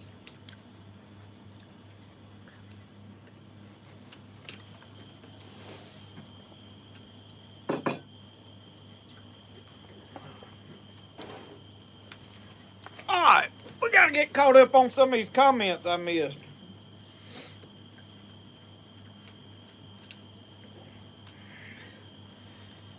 Jennifer Ocean Homestead, I'd love to move where it's warmer in the winter, but I couldn't deal with the snakes or the alligators. Well, Jennifer, look at it this way. Every time I have ever went alligator hunting, I went with them on Ross Barnett last year. We rode around for 3 hours trying to get close enough to alligator we could hang him with a hook, and we couldn't do it. So they run from you. You ain't got to worry about them. They're not going to get you. Oh, 3, 4, he's counting out loud. Must be his turn to look. 6, 7, 4, 5, 6, 7, 8, 9, 10. What do you got here? I'll come. Diana Bowen said one of our local politicians got bit by 2 copperheads while out taking his election signs down. It happens. As a man got bit here years ago, but I hadn't known of anybody to get bit in a pretty good while. The one guy got bit in the head. The water was rising there bow season a couple of years back, and a cottonmouth had got up in a tree and bit him upside the head, or a copperhead one, and he had to have a good bit of antivenom.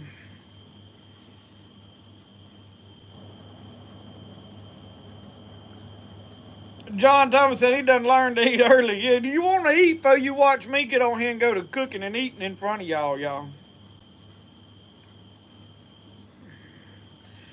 I seen y'all Laser Addict said he's cleaning up tornado mail. He sent me a picture of these trees down everywhere over there. We've been fortunate the last several years right here where I'm at. They've went above us and below us every year. So, you know, I think it was 2011 maybe, we had one come through here, done a lot of damage.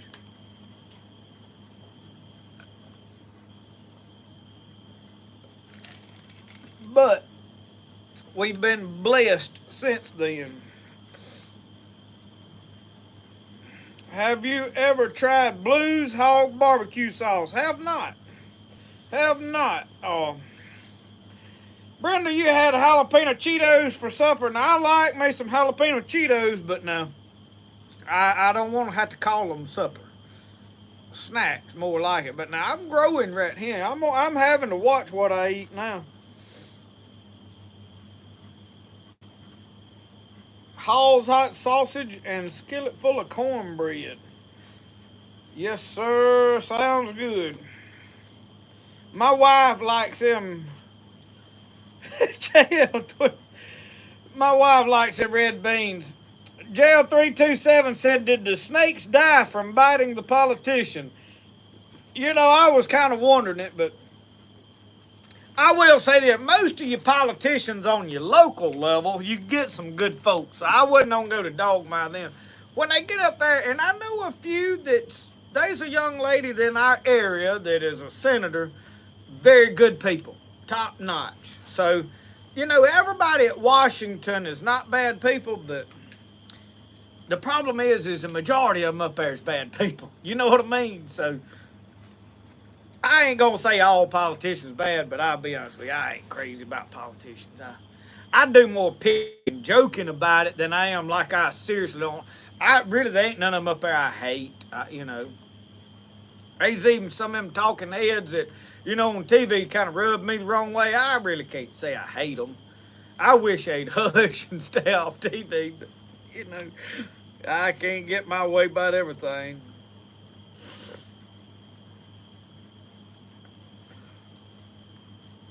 Yep, Larry, they said we used to never have tornadoes. They would never like they are now. It don't seem like growing up. We had storms, but you know, I'll tell you what I think it is. We used to not have a phone that we sit there and saw every time one come by. When we had one come through our area, it was, oh man, that's been 20 years. We ain't had another one. Now we can sit there and we got live streaming and we see them going here, here, here, here, here. You know, they're all coming. But man, it's so bad. There was probably always like that. We just didn't keep up with it like we do now. We don't have nothing to do but sit there and look at our phones and see what's going across. I mean, think about it. So that's like saying, you know, the world's worse now than it ever has been. Really, it ain't. Really, it ain't. But we've always had wars and fights and skirmishes. And you imagine living through the Civil War? What if you was alive in the eastern part of the United States during the Civil War? I mean, what would your mentality be? If you was sitting there with your phone watching Civil War, you know, all the Battle of Gettysburg, the Battle of and all these people dying. I mean, you imagine how that would feel if you was watching that on your phone, seeing videos from it, and you know, soldiers just posting selfies and taking pictures and sharing. I mean, you know. Has anybody even thought of this? It would seem really bad if that happened now. A lot worse, you know, now we read about it and that's all you know is the stories. So anyway, Jimmy Sullivan, don't do that to me. Now, I did get to eat ribs, but now you talking griddle now. That's on up above ribs. And ribs is good, but now doggone it. I can't believe you come on here and ruin rib night talking about griddle nuggets for supper.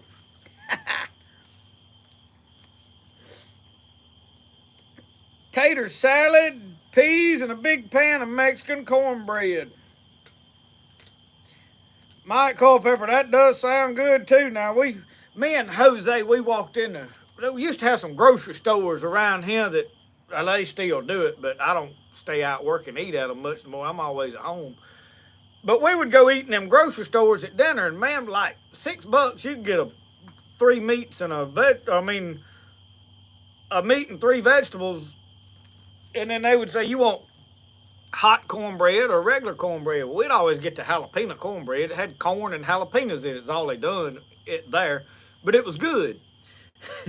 And me and Jose, of course, he's, you know, Mexican, and we in line, and she asked me what I said. I want some of that Mexican cornbread. And she looked at him and she looked at me and she didn't say nothing. She got it. And he said, I want Mexican cornbread too. She looked at him and he was just dying laughing, you know. It don't really offend the Mexican people. I think it offends other people. But Trapping with Gavin, how are you tonight, buddy? Yeah, Uncle Sasquatch, I figured he'd be here by 8:30. He's 15 minutes later than I give him credit for. So now he is running late. He'll be here in a little bit when he thinks about it.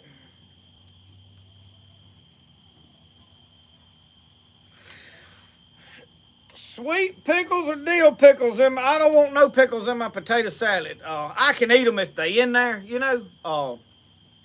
I tell you what, my wife makes good ranch potatoes. Everywhere we go, they want her to, I mean, like, we get these potlucks. Y'all know what a potluck is? That's when everybody brings a dish or 2 dishes, or, you know. Well, when you're going to one of these events and you're going to take a dish, I was, hey, bring some of ranch potatoes. You know, she does good with them, so they're great. I ain't big on sweet pickles anyway, so if I've got to choose, I'm going to say dill pickles. My wife loves the sweet pickles now. So it's not, you know, that one's better than the other. I like dill pickles. And y'all, I don't know is anybody right here around, like in driving distance, walking distance or something, need some national cucumber sprouts? I thinned out that road down there, y'all, and I put them in a jar of water, and they growing roots, and they look wilted, but now they done perked all up. They really loving that water they in. And I mean, I got a fistful of them. Y'all, I'm not planting them. I don't need no more national cucumbers. It breaks my heart to just throw them away and let them die. I don't know what to do with them. I wish somebody needed some national cucumbers. And trapping, Gavin, I have got some otter traps out right now. Me and Brody's checking them. Soon as I make a catch, I'm going to put it with the video, and we'll have a trapping video up here before long.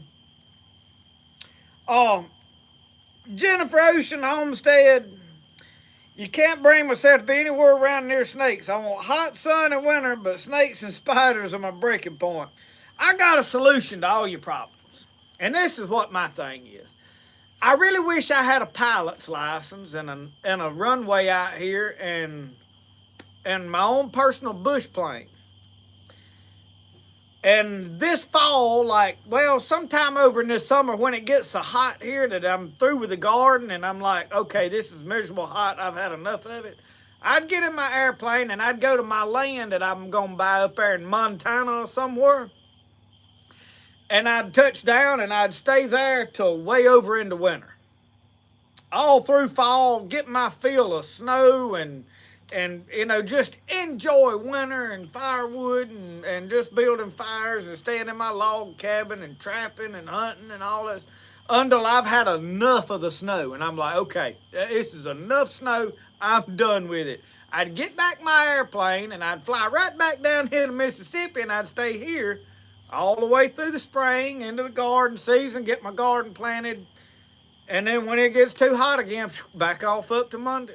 That would be the life. Now, obviously, we got to be wealthy, and we got to have more money we shake a stick at, and we got to have a pilot's license or have a pilot. You know, if you get plenty of money, I'll just hire me a pilot and buy me a plane, and that'll take care of it. So, whenever I hit it big one day, that's a life that I plan to live.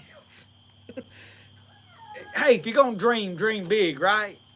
You know, come up with a good idea. I mean, probably won't never happen, but hey,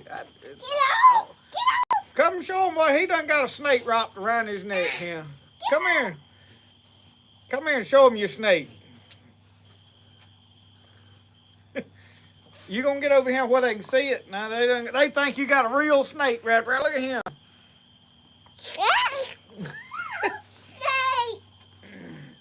So what y'all think about my idea?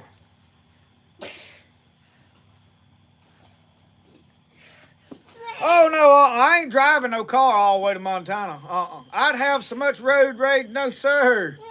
I drove to Tennessee. Brody, quit hitting the tripod. I drove to Tennessee yesterday and I was so mad by the time I got home I couldn't see straight. I couldn't drive to Montana. No, sir. My mental well-being wouldn't. If I can afford me some land in Montana, I can afford an airplane to get there. I ain't scared to fly. I just don't want on no commercial airliner because I don't want them telling me I got to give up my pocket knife. I ain't giving up my pocket knife. Ain't happening. Man, Larry, I'll load us all up. We'll have to have us a 747 to land up there time we all get loaded up. I'll take all y'all with me now. You're going to have to build your own cabin. You ain't living in mine. You can come over and visit and drink coffee, but then you got to go home. I don't like mobs of people at one time, you know. 2 or 3 people, and that's me maxed out. You know, if I get a big crowd gathered up, I'm sitting over here going, all right, who's talking? And I'm going to tell you the worst. That's when you get about 3 people trying to talk to you at the same time, and you're going, yeah, okay, what do what now? Yeah, what? What'd you say, huh? And it's like that at church usually. People ain't got enough patience to wait till somebody else is through talking. They just go and cut right on in with what they got to say, and hey. And then they don't know why you can't remember what they told you. You was listening to 3 stories at one time.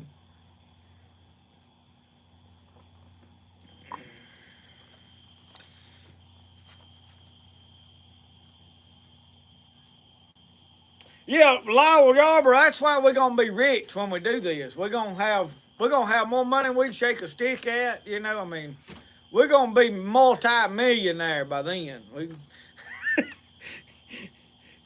You just about can't afford land here no more. I mean, really and truly. Not enough to do nothing on, that's the problem. I mean, you can afford a couple of acres, but really what you gonna do on a couple of acres? I mean, you can plant a garden and live on it and stay there, but to really survive, you gotta be able to venture out further than a few acres of land. It's just all there is to it. So I don't know. Yeah, John Thomas, I don't like big wads of people. Even if I like everybody in that wad of people, I can genuinely love every one of them.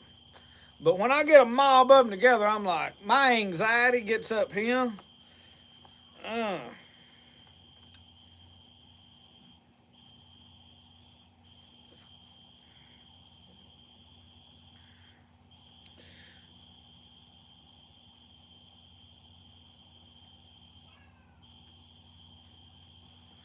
Heather, you got me beat because I can't do it. I can't. I can't talk to but two people. And I tell y'all what, some of y'all get to that air conditioner took off again. Y'all get to sending me messages, and I love to respond to messages. I'm not complaining about messages. So don't take it wrong. But I'll be getting 3 or 4 at a time, and I get crossed up sometimes. I'll be done sent the wrong message to the wrong person. Because I literally have been sitting there, and my wife like, "What are you doing?" I'm like, "Well, I'm talking to this person, this person, this person, and this person." I'll be getting pictures and messages from 3 or 4 people at a time. And then when I get them conversations ended, I'm like, "Cut it off, lay it down." Okay, I ain't even looking at that for a little while. it sucks all of my attention and energy right out. Like, oh yeah, Philip, there ain't no doubt about it. That's why I'm going to Montana. They're gonna be like, "Where'd that old boy that won the lottery go?" I ain't seen him in a while. He done turned hermit. The first thing you buy when you win the lottery is a gate to put across your driveway with a lock on it. And change your phone number.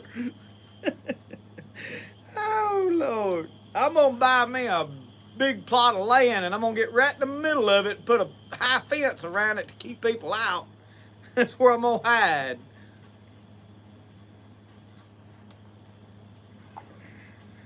And I had to pay somebody to come go to the grocery store for me and get what I need. You ain't no worry about me getting rich. I ain't greedy enough to want to get rich, I guess. I don't even buy a lottery ticket. You can't win a lottery when you're too stingy to buy a lottery ticket. So, we just sitting here dreaming, I reckon. Everybody dreams about how they wish they had it. I'll be honest with y'all, though. I'm content right here. It gets hot in the summer. And with the humidity just gets sticky, I'll be out there, it won't be long. I'll be hoeing the garden. I'll be going, man, I'll be glad when this is all over. And that's one reason I wasn't going to plant so much. And I got to looking, it's probably 40-something tomato plants down there. Crazy. 10 or 15 rows of peas. But I don't plan on eating all them peas. I'll give a lot of peas away. I tell people, hey, come pick them. Come pick what you want. So,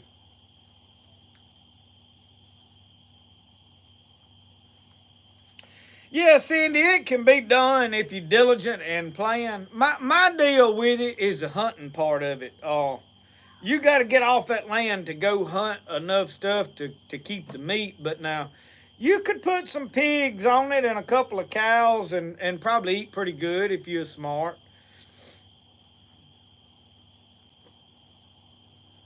Yeah, Lowell, they got a casino down there, but they ain't in the business of giving money away. They broke a lot of old poor boys around here. The only money of mine they got was across a bar at a bar tab there back in my wilder days. I can't say I have ever been much for gambling. But now I know some folks around here, it ain't nothing for them to go up there and carry them $3,000 or $4,000. There one old boy one time, he walked around here bragging about he'd won about 50-something thousand dollars down there playing cards or something all night. He done played about a day. He like Doc Holliday. He played all night and part of the next day. Some of them had to go in there and get him. They thought he done died and, they had to go down there hunting him. They finally found him. Somebody asked him, they said, well, how much have you spent down there? He said, we don't want to talk about it. He won $50,000, but he'd spent more than that before it was over with. And he wound up giving the 50 back to him before it was said and done. They don't give away money. Yeah, John, that is my philosophy. I had to work too hard for what little money I get. And I'm going to be honest with you. I try to spend it as fast as I can get it. And I'll tell you why. There's a lot of folks, they like old Dave Ramsey, and they really want to save that money up and be wealthy one day. And I try to spend it as fast as I can get it. I don't want the temptation. You know, the Bible says the love of money is the root of all evil. So I try to nip that root right in the bud. So when I get some money, I try to see how fast I can spend it. Because if you leave it sitting in your checking account, one of them automatic drafts will get it. So I try to spend it before that automatic draft gets it. Oh, Dave Ramsey loved to figure that conundrum out, wouldn't he?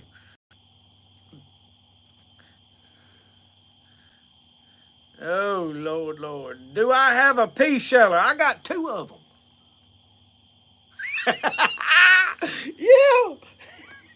Oh, Lord, no, I ain't got. We had one at one time, but something wasn't just right with it, and it carried it to somebody who was going to fix it, and they never seen it no more. So I don't know what happened to it. But we can, for a little of nothing, you can carry them down to our local Neshoba County Co-op, and they'll shell them for you. It's easier to do that than it is to keep up with a sheller. You could get one, but for no more than it costs to have them shelled, you'd have to have somewhere to put it. You'd have to store it all winter. You'd have to, it'd take up roof. You can't sit out in the weather. It just, I don't know, it's just more headache than it's worth. I'm trying to drink hot coffee and cold tea at the same time. Y'all see this?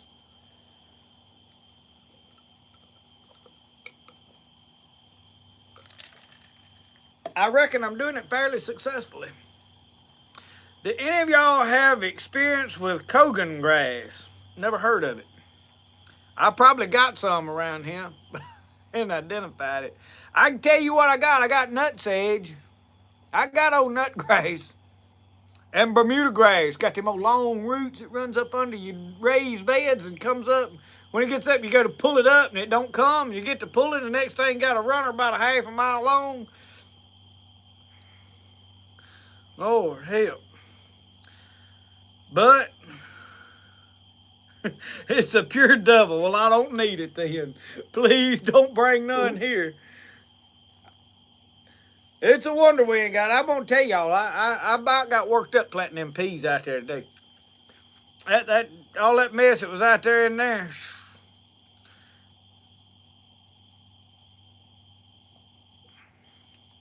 Heather, I agree. I enjoy sitting on the porch shelling beans. I'm going to sit out here on this back porch this year and shell them.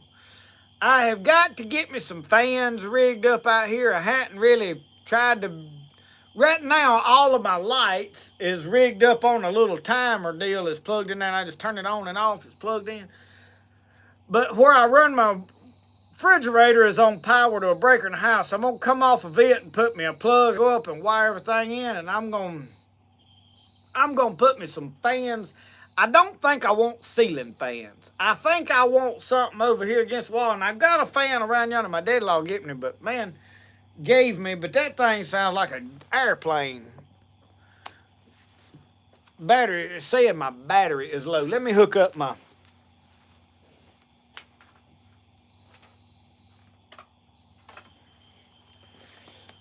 I had to get my battery pack. I didn't get my phone fully charged before we started this endeavor tonight. I had it down there with me while I was doing that foraging. This thing is on 100% though. I have showed this a time or two. This is made by INIU. Cow sent it to me for doing their boots and shoes video, and I have just about ruined my cord. It is burnt on one side or the other, but this thing, y'all, it works like really, really good.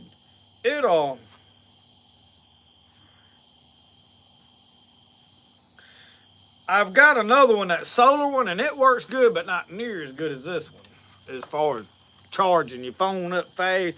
So let me get this plugged up.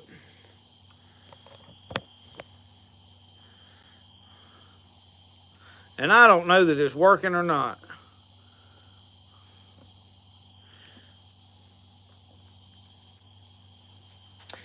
We'll find out though. One side of that cord, you turn it one way, it don't work. But when this camera is up running, it don't tell me if my battery is charging or not. So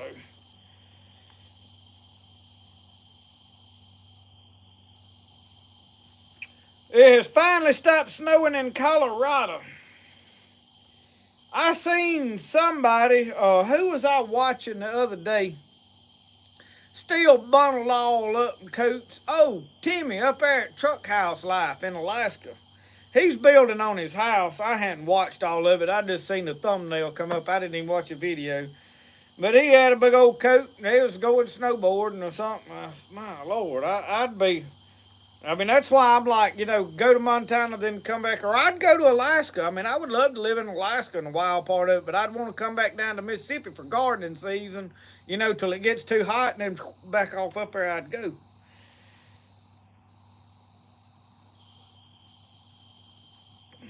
Yeah, Randall, they need a bunch of sitting around shelling beans and...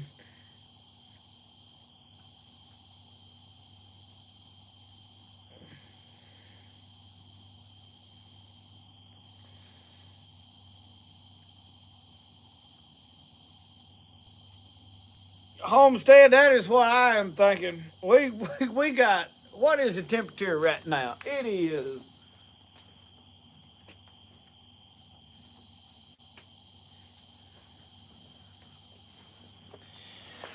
I went and looked at my thermometer over there where I could see clearly. It is dead sitting on 70 degrees right now. And it is 9 o'clock. 70 degrees. And I don't know what the humidity is. Which the humidity hadn't been so noticeable right now because it ain't as hot like today. But after this rain, when it gets hot weather like on over in middle June to end of July and August, and it comes a rain, man, you can't stand it there. It's like a furnace out there, just sticky like. Feels like you're in one of them steamers.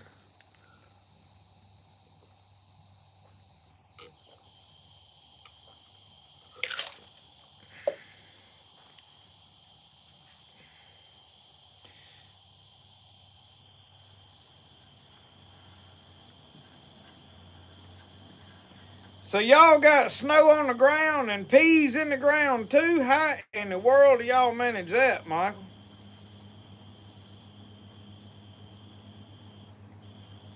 Yeah, Homestead Princess, you hear our AC kicking on and off right now, and that is in the back part of the house where the bedroom is. I don't let them run this one in the living room, but I have got, my living room is vaulted. The center of it is like 16 foot up there because I'd screwed 10 to the bottom of the purlins and put insulation in there, and then it's got insulation rolled over the top, 10 on it. But the outside tin conducts through the metal purlins and heats up the inside tin that's in the ceiling, and it gets hot up in that vaulted. It holds that heat up there. So I've got to put me a fan. There's a wall on that side that goes up, and there's a loft on the back side. So I'm going to put an attic fan over there and exhaust and pull out of the living room into the attic because my attic is vented all the way around, and see if it'll pull that heat out where I don't have to try to cool it all the time. It gets tough in the summer to cool that.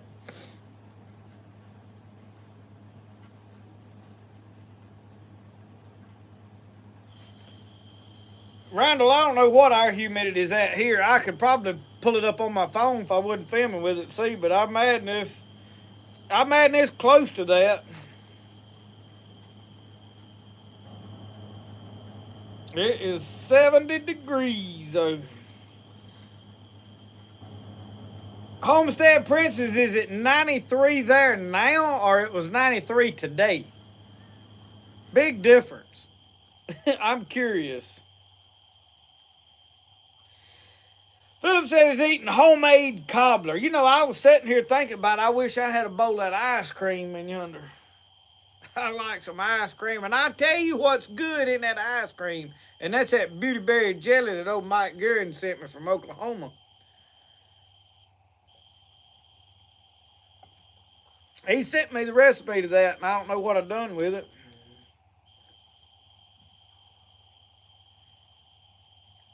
Y'all, I got this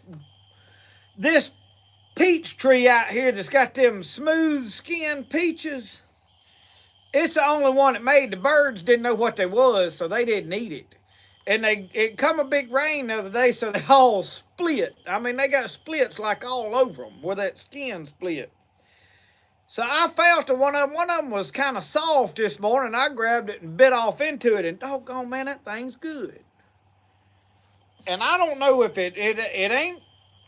I don't know what it is. It's a smooth skinned peach. I don't know if it's an apricot. It tastes a lot like a mango, but they bite this big around. But I'll take it. I don't know what it is, but they good. Brody, he wouldn't touch it. He wouldn't eat one of these. He said it's split. I ain't eating it. Well, he waited. There wasn't nobody looking. He was riding around on his four-wheeler out here today, and he got over there and he got him one, and I seen him over there eating it. He didn't think nobody noticed. It may be a nectarine. I don't know what it is, but it's got a peach seed in it. Now let's know this. Inside it, the seed looks just like a peach seed, and it resembles a peach. The tree looks like a peach tree, but it's smooth skinned. They in the video. When I put the video out, I ain't finished editing it. I'll probably edit it tonight or something. It'll come out maybe tomorrow. Where I planted the peas, I'll look and see. Well, that's probably what it is. It's probably a nectarine then. I bought it as a peach, and I guess they got the tags swapped up at the Walmarts, because that's where I bought two of them at. Let me tell y'all this, though. I tried to graft into it back sometime, and then a limb died. So I thought the limb I grafted died. It reset the whole tree. The whole tree now has fuzzy peaches on it instead of the smooth ones like the tree that I didn't try to graft on. So I don't know what I done to it. It'll be in the video, Homestead Princess. It'll come out probably tomorrow. I'll probably go in there and edit it after a while when I get off of this live and put it out. Because I didn't put out a video today. A lot of people, I usually leave the live for people to watch Saturday, because there'll be a lot of people that didn't join in tonight and they'll watch the live tomorrow. But boy, the gnats or mosquitoes or something's getting to flying around, but I ain't getting bit. That's a mosquito. That's most definitely a mosquito. He's trying to land on me. You go ahead and land there. That's just what you need to do. I hope you've had a good conversation with the Lord, because you're fixing to talk to him face to face.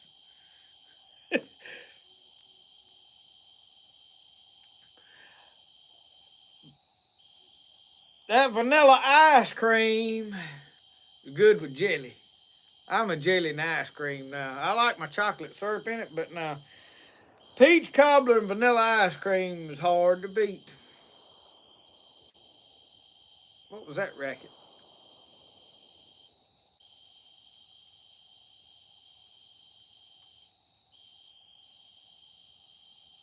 I don't know what I'm hearing. Anyone have any experience with grafting wild plum into any stuff? I have done very little grafting, and I went out there and, like I said, I did a video grafting to this peach tree, and because I knew it made them smooth things. I was like, well, I want to graft a limb off this new. I bought two peach trees. It's Georgia Belle peaches, and so I cut me a limb off of it, grafted in there, and wrapped it up good with some basically orange ribbon. Well, it got dry that fall, and the whole limb died. And I was like, well, that didn't work. I'll have to redo it, you know. But several limbs died in it. But the tree didn't die. It started putting back out from the ground, so I cut all the dead off. It put out from the ground, come back up. And now the whole thing is fuzzy peaches instead of what it used to be. So Somebody explain that for me. I'm not no expert on it. I did know how to graft, and it ain't really no science to it, but I have plums. The plums that we have, I ain't never tried to graft to them. And Brody's eating off this one tree. Now, my big tree out there, the first tree I ever had, it's got some kind of fungus. There ain't but very few plums on it. There's one big dead limb in it. I'm going to have to spray it or do something. I fertilized it this year, and I don't know. I fertilized all of them, though. So I don't know what happened to that tree out there. It's not producing much. This tree right here in front of my chicken pens is loaded down. Well, they falling off. Me and Brody's been eating them, but the runners come out and sprout up new trees off the root runners, and I cut a section of them out, and they grow. And I give Mr. Jerry Hunt some. I've got one that I've left growing down there by my fig tree, but I don't know what. Yeah, around the Ross, I want me a bug zapper. I want one bad. I want one of them big giant blue ones up over here. I like to listen to them bugs get in there and go zzz, zzz, zzz, zzz. See that smoke trailing up off of them. That's some fun right there. Now we'll sit and watch that. Yeah, I have seen grafting like that, David, where they cut the whole root off and leave just a stump and graft into it, or basically a whole tree. I tried to just graft a limb because you hear about like they take a tree and make it grow several different things. So what I did was experimenting, and I experimented all right. I got a result I wasn't expecting, but I'm all right with it, I mean, I didn't care. But now I like fruit in general. I like fruit. We go canoeing. Like if I'm gonna be gone for 2 or 3 days on a canoe trip, I'll take a bucket or a cooler and I'll buy me a sack of apples and a sack of oranges, put it there, and that is what will be my, hey, I'm hungry and I just want something quick to snack on. That is the ideal thing, because you can just lay around and you can dip it in the water and cool it off if it starts getting hot, and it ain't, it's just a thing to take. So I like fruit, and I really don't know of a fruit that I don't just like. We have a lot of blueberry bushes, but I'm not a lot of people love blueberries. I ain't as crazy about them as some of the others. And I've got grapes. I've got one grapevine doing good. The other one died last year. It got dry last fall. So I'm up on top of a hill, so we get the water table low. So anything that I really want to do well, I'm learning now to move it down the hill and plant it lower. So my medicinal plant garden goes down to a lower spot where my well is. And I've got a plum bush that I put down there that I think in the next few years will do well. So and I've got a fig bush down there, but I don't know if my medicinal plants or the blackberries or something choke it out or what. It hadn't done well for 2 or 3 years.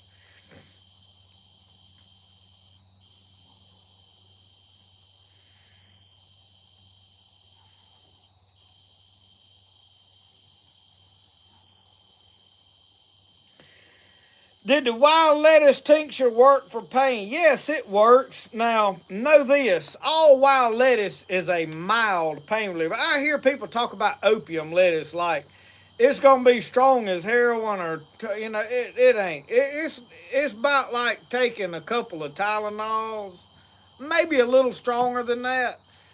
I have used the wild lettuce raw out of the plant. I have very seldom found it to just be really, really strong.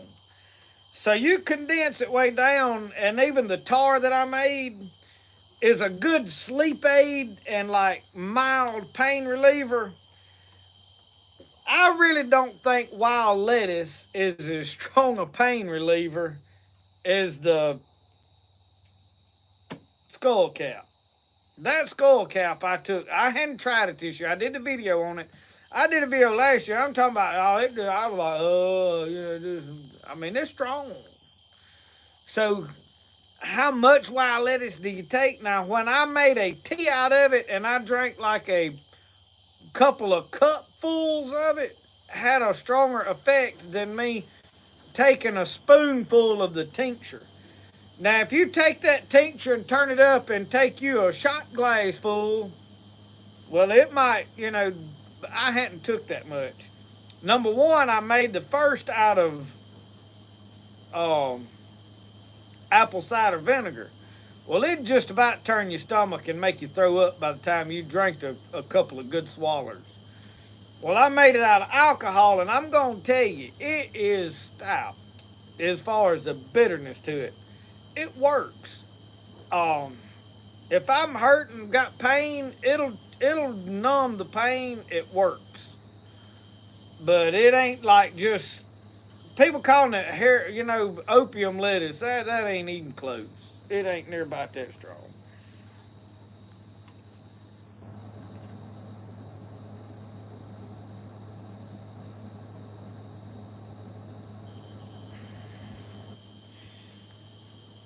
The salt gun, I thought about getting one of them one time, but I was afraid I'd have salt scattered everywhere. I bet y'all have a ball with that. Salt gun for bugs. I may have to get me one just to play with.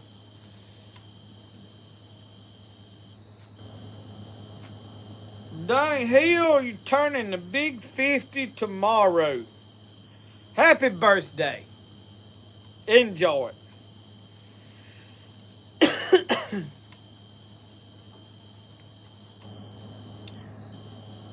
Michelle, I'll have to check into that. I think they have them up here at our local co-op. Actually, I think I've seen them up there,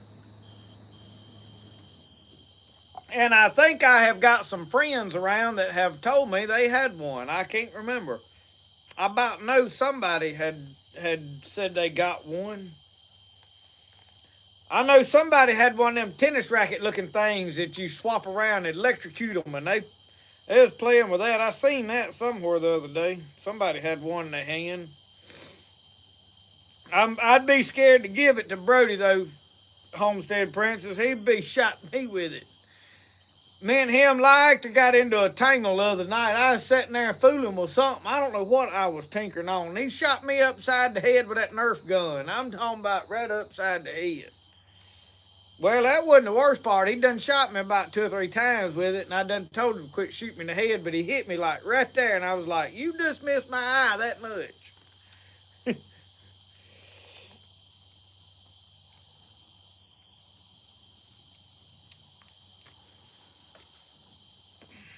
Now, if y'all still got snow on the ground, you ought not have no huge bug problem.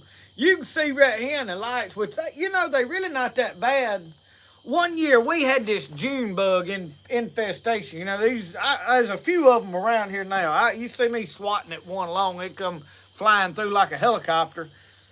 But one year, they got so bad we couldn't even have a porch light on. It'd just be thick across the ground everywhere around here. They was worse than these cicadas.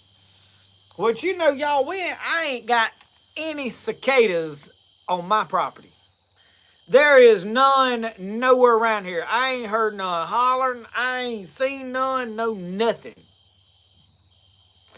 I can go 3 or 4 miles down the road and hear them humming. I don't know what it is, but there is none nowhere here. Randall Ross, we got a big bucket of them Nerf darts, and we try to ration them out, and he squalled alligator tears the other night because we wouldn't get the whole bucket down the hand. But the problem is he likes to just pour them out. I said, son, I got you a handful. That's more than what'll fit in your gun. That's all you need. You shoot them and gather them up and reshoot them. Because they get everywhere. And he ain't gonna pick up nothing, y'all. He's about as spoiled as a young'un can get.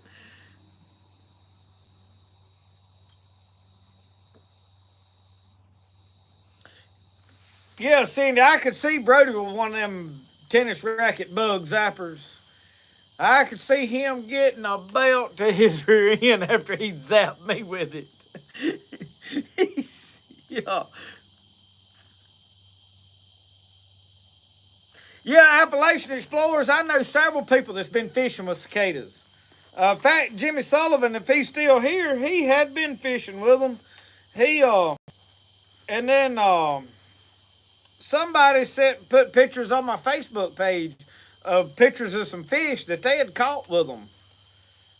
So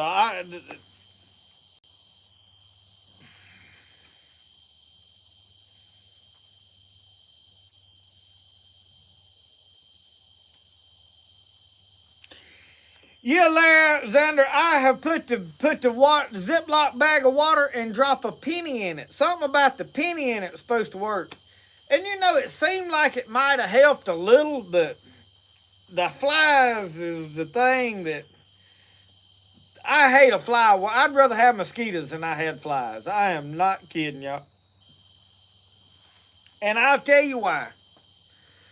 When I was at school, we did these science stuff, and for whatever reason, we got to talking about the microscopics of what a fly does when it lands, and I won't go into detail, but it's nasty.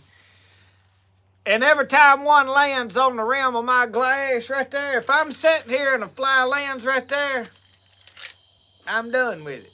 Just how it is. I ain't drinking. If a fly lands on my food, through with it. I ain't eating it. I ain't eating out here when the flies get bad. Ain't happening. I can't even hardly eat, and I'm sitting there eating, doing this right here, you know, like, I look like an idiot over there fighting a war by myself, you know, imaginary. But I can't stand a fly. If he lands on my food, I'm through with it. So I don't know. You know, I may drop something on the ground and pick it up and, you know, oh, that's all right, and eat it. Fly lands on it, so, yeah, I've tried about everything for flies. But the penny in the water bag, you know, I've hung the water bag up. It seemed to help some. I can't, but it wasn't like like they just left and they wouldn't no more. So don't know about it. Yeah, we hung them right up over the Princess over the doors. I drove a nail in that Ziploc bag right above the seal. And I don't know if it's supposed to be open or sealed up. I had it sealed up, zipped up. So I don't, it might have should have been open where they could, I don't know. It's like somebody asked about the science behind the water jug to keep the frost from killing your fruit trees. I don't know what the science was. All I can tell you is that worked, because I got fruit on every tree around here that I put that in. I did not come to think of it, I did not go hang a water jug in that plum bush way out yonder that ain't got no plums on it. Fact. I just thought about this. It ain't no plums on it. So y'all, I am a firm believer in, if it's gonna come a late frost, milk jug, cut a hole in it, or just leave the top off about half full of water and hang it up in your tree. It's something about that moisture. It draws it to it or done something. How do we deter armadillos? 22 rifle and a flashlight. About the only way. I used to have a pit bull that he'd crunch the shells up like tater chips when he found one. I've seen him dig them up out of the ground. I ain't got him no more.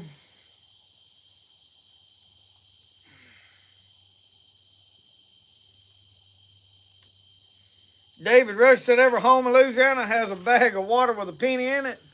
That's what I don't know where I heard that idea, but it's supposed to work, and I think it helped some. So I don't know. Lord, Lord, Lord. Lord, Lord, Lord. Sure been good to me. Oh, Lord, Lord, Lord.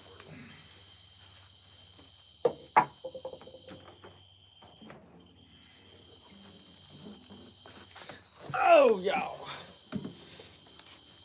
See if I can keep up with my comments while I play with this.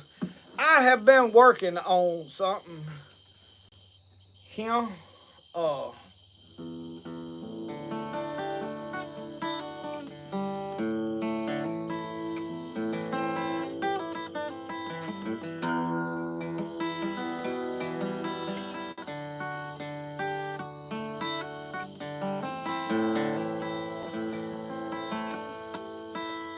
All day, this is not an expensive hummingbird. This is an Ibanez, but I fell in love with it at a pawn shop, not in Chicago, in Philadelphia, Mississippi. I walked in there one day and it was sitting there and it was like $200 and I was playing it and it played so good. I don't know, it was beautiful color. I love this orange color. I mean, look at the grain in that wood. I just fell in love with it. And the back almost is as pretty as the front. Can't get it where you can really see. It is an electric guitar, so it ain't nothing expensive, but it is not like as blaringly loud as my Washburn. I want me a real hummingbird, Gibson hummingbird. I'm going to get one day. I've been putting a little money back along for one. One day when I get me about $3,000, I'm going to go buy me one. Unless one of y'all wealthy persons that likes to hear me play the guitar wants to buy one and send my way, I'll take it.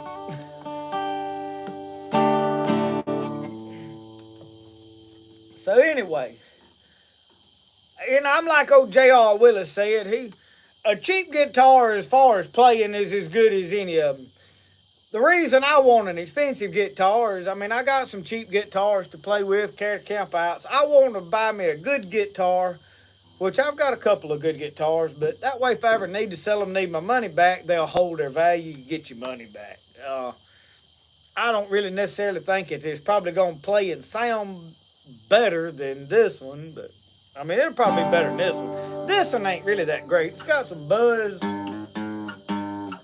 I need to take this one over and let J.R. Willis work on it and get that buzz out of it. I might could, but he's better at it than I am. I get some extra money, he might do it for me for a small, phenomenal fee. Alright, so anyway, here's why I got this out, y'all. Check this out.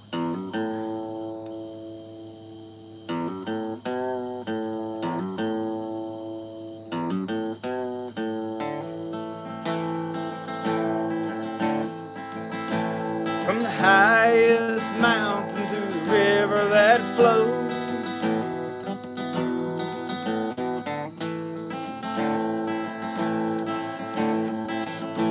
through the sun that shines on every plant that grows,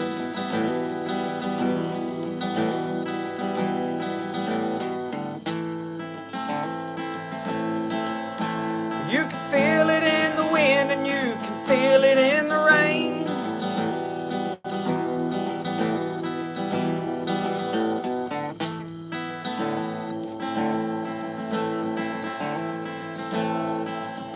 You'll find it in success and you'll find it in pain.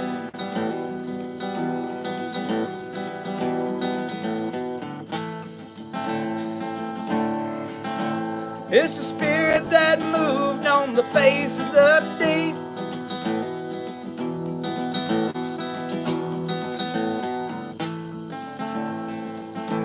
And it's still moving down deep inside of me.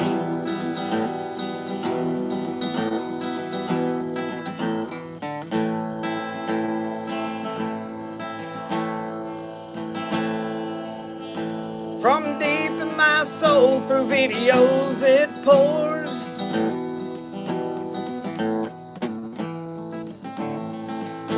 We call it the spirit of the outdoors.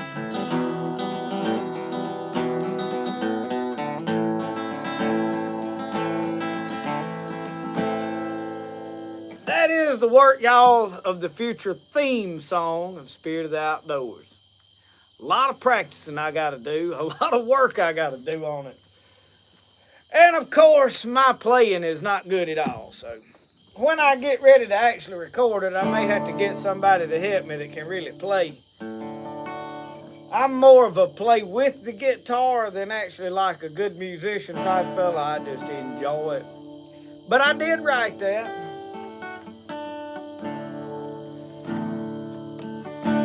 Yeah, Randall, I've listened to Hawking Horse.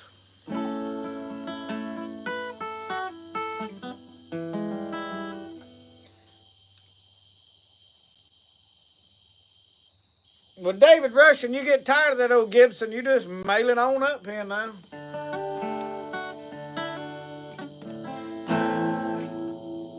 like to write songs. I don't care much about playing a lot of stuff that somebody else has wrote, and I ain't a good musician. I have wrote quite a few songs over the years. Probably not any good songs.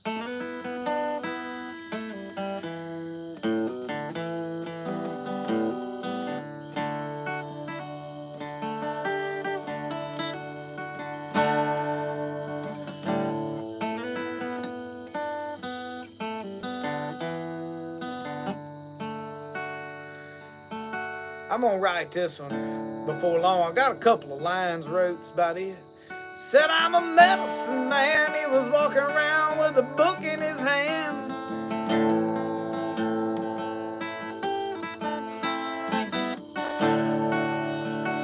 He was telling everybody how they need to live off the land.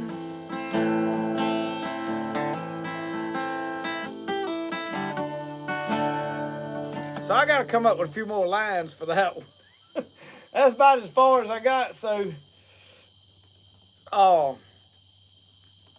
I had wrote a good bit of one of them like that, and I didn't really like it. So I just scrapped it. Started over.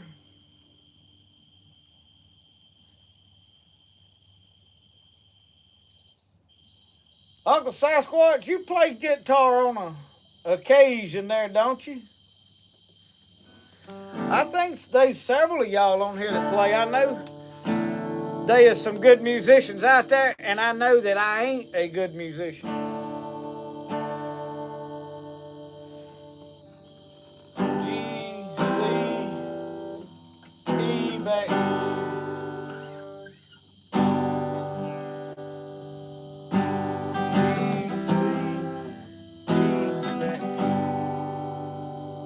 Something like that.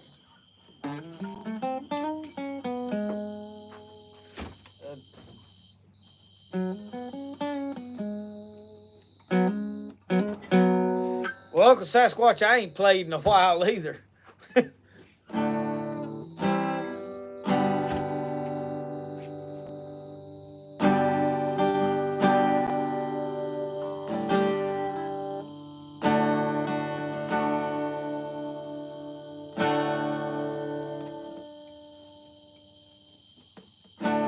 Trying to think of what I could play.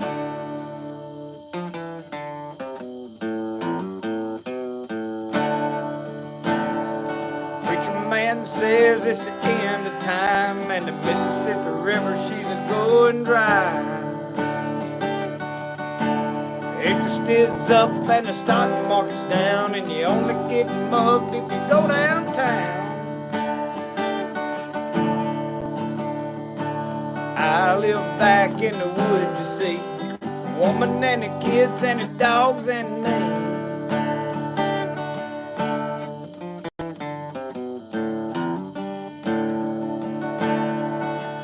Got a shotgun, a rifle, and a four-wheel drive. Country boy can survive. Country boy can survive. I can't remember all the words the way they go. I can plow a field all day long. I can catch catfish from dusk till dawn. In a buck, run a trot line. Country boy can survive. Country boy can survive. We say grace and we say ma'am. If you ain't into that, we don't really care. Came from the West Virginia coal mines and the Rocky Mountains and the western sky.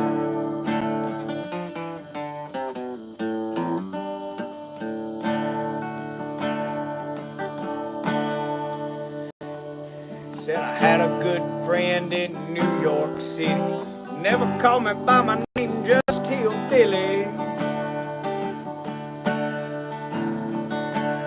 Grandpa taught me how to live off the land. His taught him to be a businessman. He used to send me pictures of the Broadway lights. I'd send him some homemade wine. He was killed by a man with a switchblade knife. For $43, old Mike lost his life.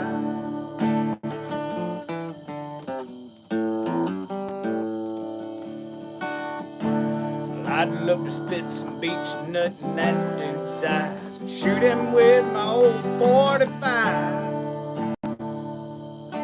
Country boy can't survive. Country boy can't survive. 'Cause you can't stop us out and you can't make us run. We're them old boys raised on shotgun. We say grace and we say ma'am again, and of that we don't even care.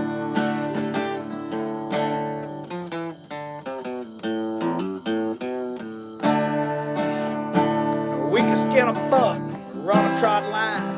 Country boy can't survive. I know I butchered that nut pretty good. Y'all have sung it better.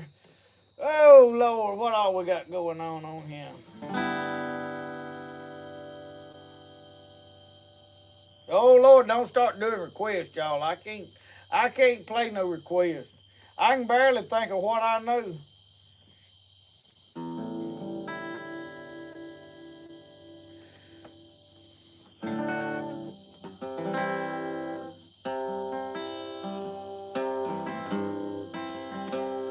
One I used to like to play, I can't remember now how it even goes, how the music goes. What a beautiful thought I am thinking.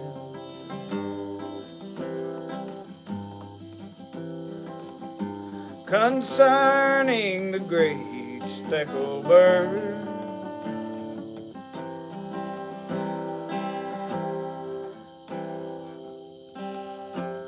Oh, I can't even remember the words to it now.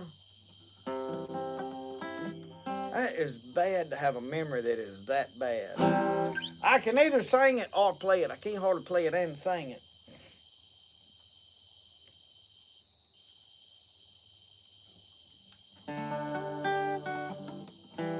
Appalachian Explorers, and you probably don't want to watch me play because I can butcher a song like nobody's business.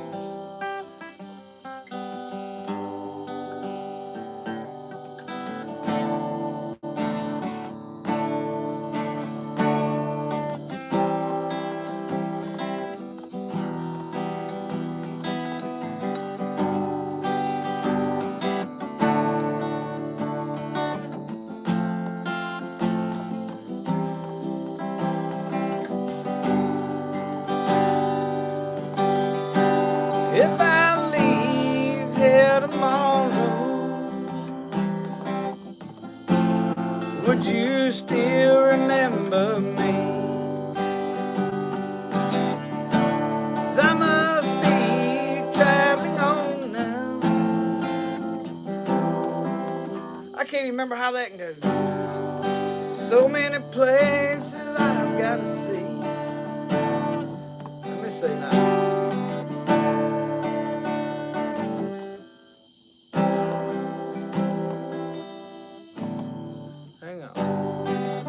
I gotta get my chords right.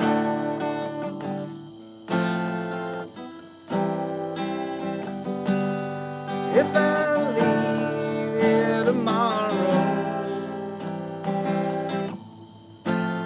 would you still remember me? 'Cause I must be traveling on now. That ain't right.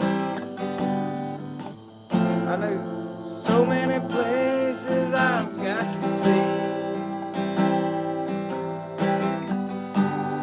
'Cause if I stay here with you, girl, things just couldn't be the same. 'Cause I must be traveling home now.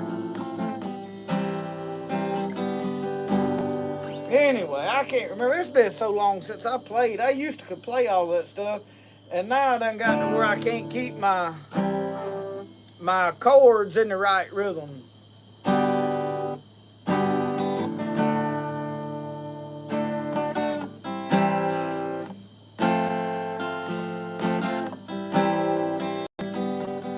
It's something like through there. It's close to that.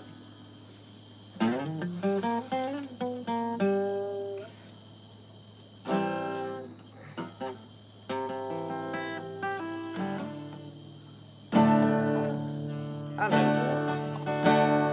He's gonna bring me out of this desert where it's so dusty and dry. He's gonna bring me out of this desert. He'll not leave me here to die. He's gonna take me where the water is flowing, so full and so free. He's gonna bring me out of this desert, set my feet where they ought to be.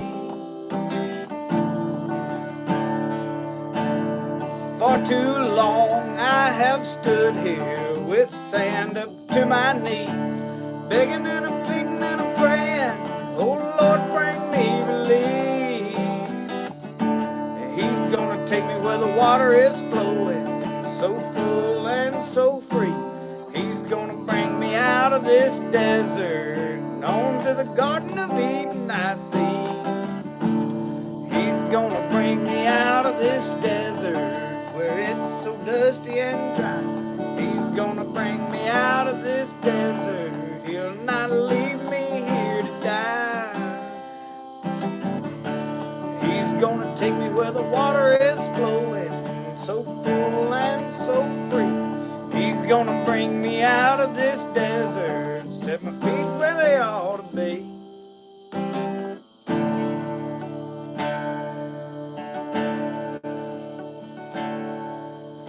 Let's see, what does it go? Said a cloud by day and a fire by night. Let's see. Cloud by day and a fire by night, as he led them on their way, singing and a praising his name along that very day. Oh, good manna he did feed them every single day. Said don't store up for tomorrow, joyfully feel yourself today.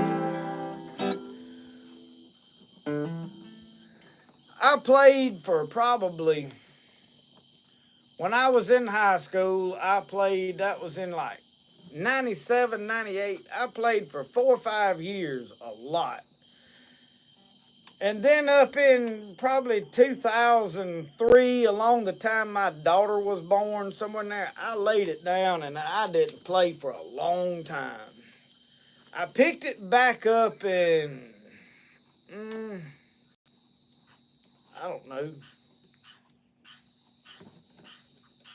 2009 or 10 or somewhere along in there. Played some on and off, but then when I went into alcoholism, I played with it a good bit, but I never learned nothing. And I got frustrated, laid it down, and it has probably really been 20-something years since I have really played, up until about 2 years ago. And then now I pick it up, put it out, and then I laid it down this past winter. I got so busy when I was working last fall, and all winter I didn't play with it hardly at all. And then the last 2 or 3 weeks I've been trying to pick it up. So all the knowledge that I had it's not like riding a bike where it all just comes right back to you. You have to work it back up. Now it's a lot easier to get back now than it was when I first was getting it. But a lot of it is remembering stuff. I can't, and I never had an ear for like, hey, I can hear that and know what it is. And I think that was my biggest hang up. I had to work for everything I got at it, so I just play with it. And anytime, and I have learned this. Somebody say, oh, this song has got these set of chords in there. Well, if you sang the same octave or whatever that person that wrote it sings, but you can change keys and put it into 10 different keys. That makes it difficult for me to understand. Because 10 different people will play it and they play it 10 different ways. That's why I don't play very many other folks' songs. I like to write something and play my own thing and be. So anyway, that's why y'all, when I start playing something, I don't do a lot of cover songs and all that. I see somebody's over here putting chords on there. I don't know what they even talking about. C, D, E, M, F, C, something. I don't know.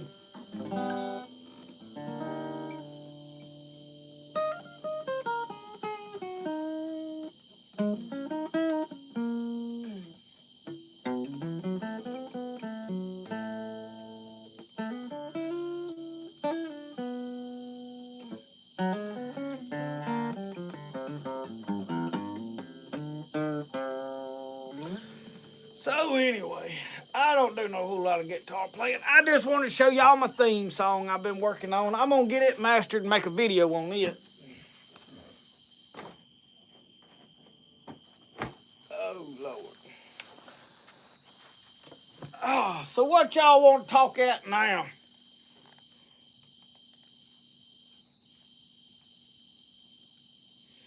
Heather, thank you so much.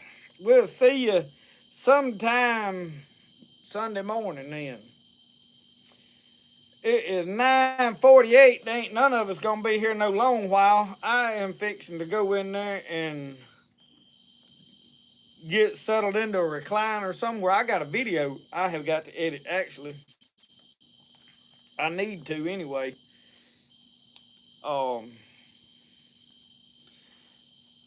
I see my guitar player run off about 20 something people. We was at about 110, now they're about 85. Oh, Lord, Lord, Lord. That's why I ain't no guitar player. I enjoy it when I can sit around and just strum something and play it, but as far as trying to get something right, I don't try to do it. Yeah, Dave, I'm with you on that ice cream. Now, I like me some ice cream. And I ain't had none last night or two. Might be why I've been irritable today. I've been irritable. After I got through fighting with that planter, I was irritable, and that grass and that mud out there I was trying to ply up, I was getting more irritable. Oh, man. So I went and I thought, you know what, while I'm irritable, it'd be a good time to do some blacksmithing. Because you can rear back and go beating on a piece of steel with a hammer. It'll make you feel better. I'm telling you, it'll make you feel better. You make a good knife blade when you good and mad at somebody. I think everybody needs a blacksmith shop. Klondike bar. Uncle Sasquatch, them ain't the ones that's got the mint in them. No, them's them York things. Boy, I don't like no mint in my ice cream. Some folks do. Cindy, that is my neighbor's pier right there. He's got a little pond down there, and he's got lights all out on his pier, a lot like what I got up here on my pole. I don't know what kind of lights he's got, but he's got some kind of lights around it. They're not Christmas lights. They're probably them bistro lights like I got right up there. And he's got them all the way out all the way around the bottom of the pier, and then the top part of the little canopy that's on it. And that's what you can see. And if a car comes up and down the road, you can start seeing the road right about in there. Go by. Oh, Freebird chords. C, D, M, F, C. G, D, M. Yeah, you're right there. Because I remember,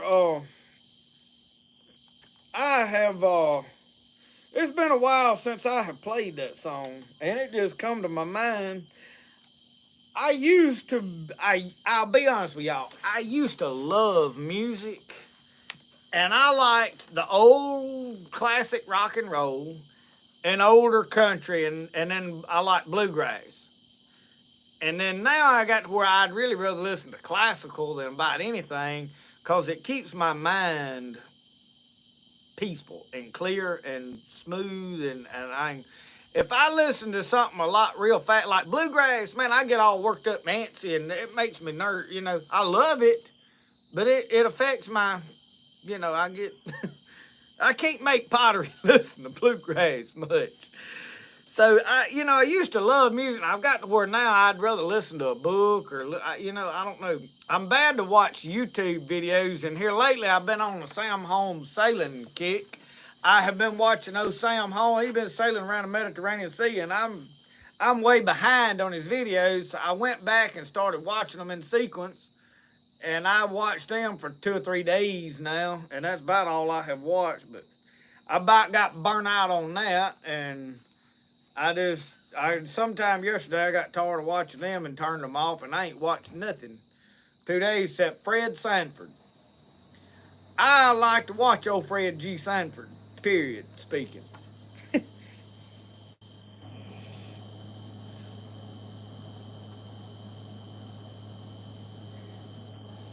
Trapping with Gavin said, when does the season end? I'm assuming you talking about trapping season. For predator trapping here don't never end. You can trap beavers, otters, coyotes year round here, and hogs. You can't trap for fur here in the summer. Still here, by the way. How's the cooler doing? Which cooler you talking about? The set power freezer? We took it to Tom Big with us, and that was the only way we had anything cold. It worked the whole weekend. Of course, we run it in the truck, 110, the 12 volt in the truck, all the way up there, or in the back of the Armada. And when we got up there, I plugged it to the camper and the 110, and man, it run for the 3 days we was there, and we messed with it. Brody kept opening it, and the popsicles melted in the popsicle side, but then I turned it down and they froze back, so it works. I mean, I'm good with it. It's not a large, but it served us as 3 of us well for 3 days. We kept our meat in it, everything, and of course I used my cooler, my Yeti over there, to put my drinks in, and I had ice on it, and the ice was melted by the time we got ready to leave in it. But now we had put warm drinks on top of the ice, and then I had the fish in another big white cooler. So if that's what you asked about, yeah, it worked good. Michael Craig, good deal. Thank you for letting us know. Angie is out of the hospital. That is good, good, good. We will continue to pray for her.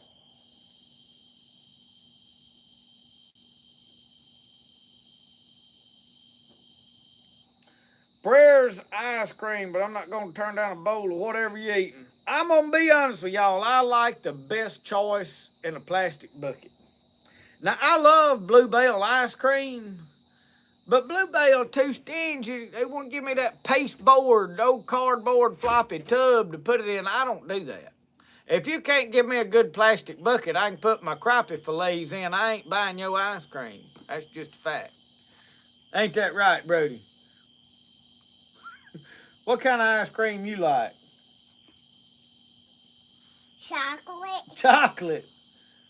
You don't like ice cream much, oh, do you? No. You eat ice cream tonight already? You ain't? Did you have cake? Eat that bug right there.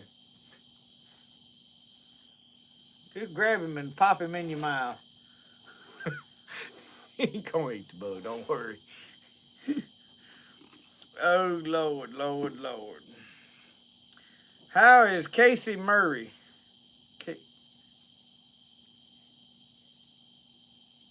I'm lost on that one. He talking to somebody else. So anyway, yeah, Philip,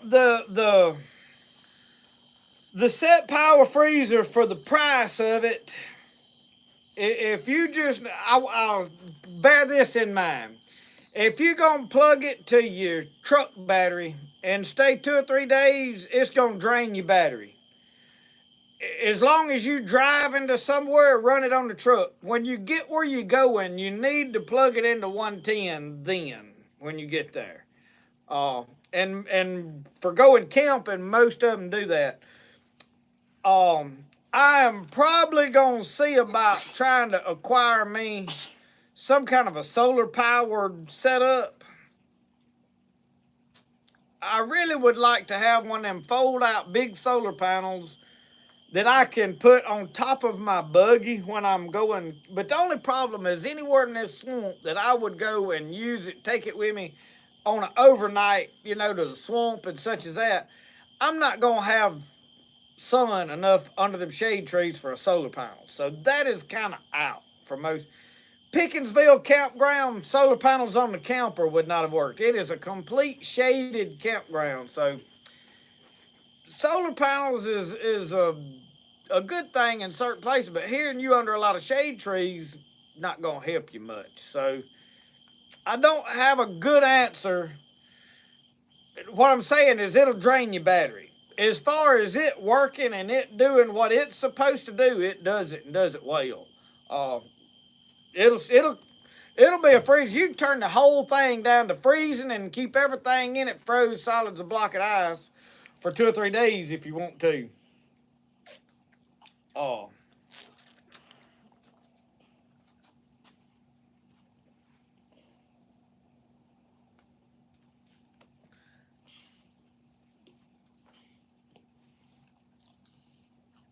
Jerome said he left, but it wasn't because of the picking and singing.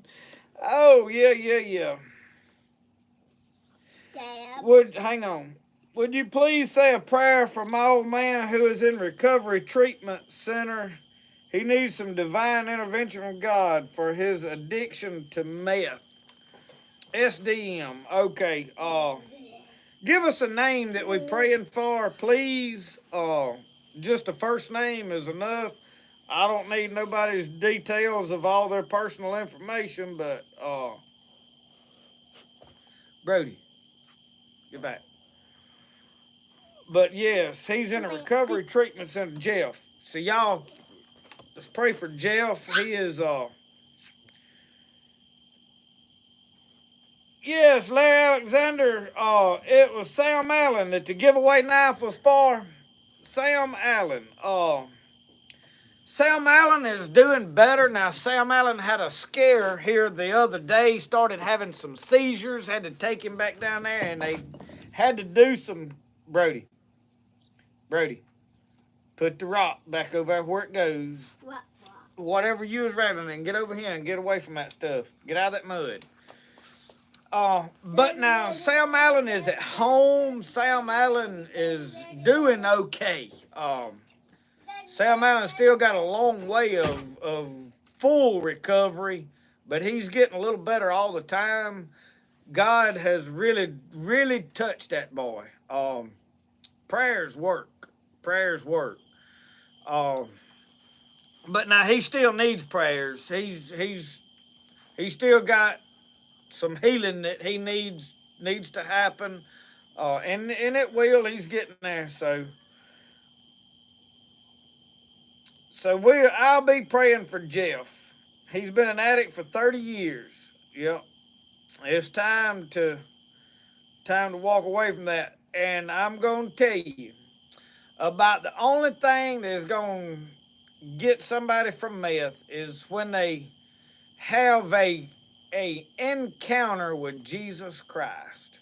I'm not talking about, hey, I believe on the Lord, and it just don't work that way. You need to have an experience in prayer that just knocks you to your knees to break those chains that bind. And meth, alcohol, all that stuff, y'all, is a spirit that gets on somebody. When I was an alcoholic, I loved alcohol more than I loved my family. I would come home from work and go sit in the shed and drink all night because I'd rather be out there with that alcohol than I had in the house with my family. some things are more stronger. Meth seems to be more powerful and stronger and have a stronger grip on people. But it is not really the meth. It is the spirit that is about it, that is behind it. That's what gets its grip on people. And to break those spirits, it takes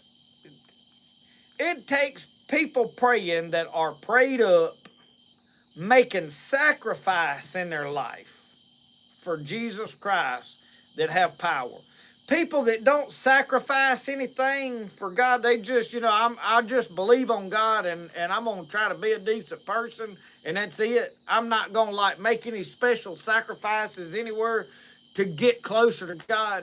Don't have as much power as somebody that's saying, you know what, I'm not going to do this anymore, I'm not going to do this anymore, and I'm not going to do this, and I'm going to cut anything that the Bible remotely even mentions is unclean or ain't healthy or ain't good, whatever. And I'm just going to do that for God, whether the Bible says you're going to hell over it or not. And I'm going to make all these, the more sacrifices you make, the more power you have in prayer. That is just a fact. And it takes somebody that has made some sacrifices to be able to lay hands on somebody that is addicted to meth and alcohol and all that stuff, and that be broke in them. The next thing is that person has to really get on their knees and have an experience and really pour it out to God, and God will deliver. But God don't deliver you from something that you don't really want deliverance from.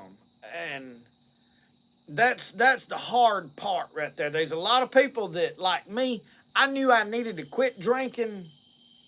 I didn't want to, and I couldn't. Till I got to a place that I said, you know what, I have got to, I'm sick of this. I'm sick of living this. I'm sick of doing it. I want away from it. Then you can, and when somebody gets, so if he's in recovery and he's into some stuff, he's at that place. If he get down on his knees and have an experience with God, he can probably be delivered from it. So, Mike Reed, good to see you, brother.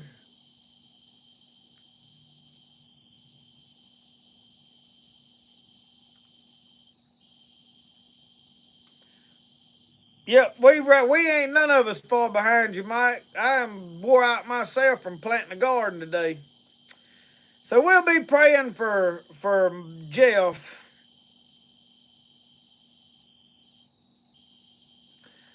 Well, that is good to hear. We will definitely be praying for him. He can be delivered, but he needs to sell out to God, and God can break that. God can deliver it. Meth is not stronger than Jesus Christ. So anyway, y'all, it is 10 o'clock. Do you know where your kids are? I know where one of mine is. One of them's supposed to still be working. So I need to shut everything down. Glad we stayed on long enough to get to see Mr. Mike Reed. Y'all, if you're not watching Mike Reed preach the gospel, go check him out. Subscribe to his channel. Good preacher, good man, been a friend of me, helped me a lot when I was growing. Now he's starting over, and I want y'all to go help him and follow Mike Reed. Wealth of knowledge in plants. He's starting to do some more plant videos. Mike is a wizard with plants.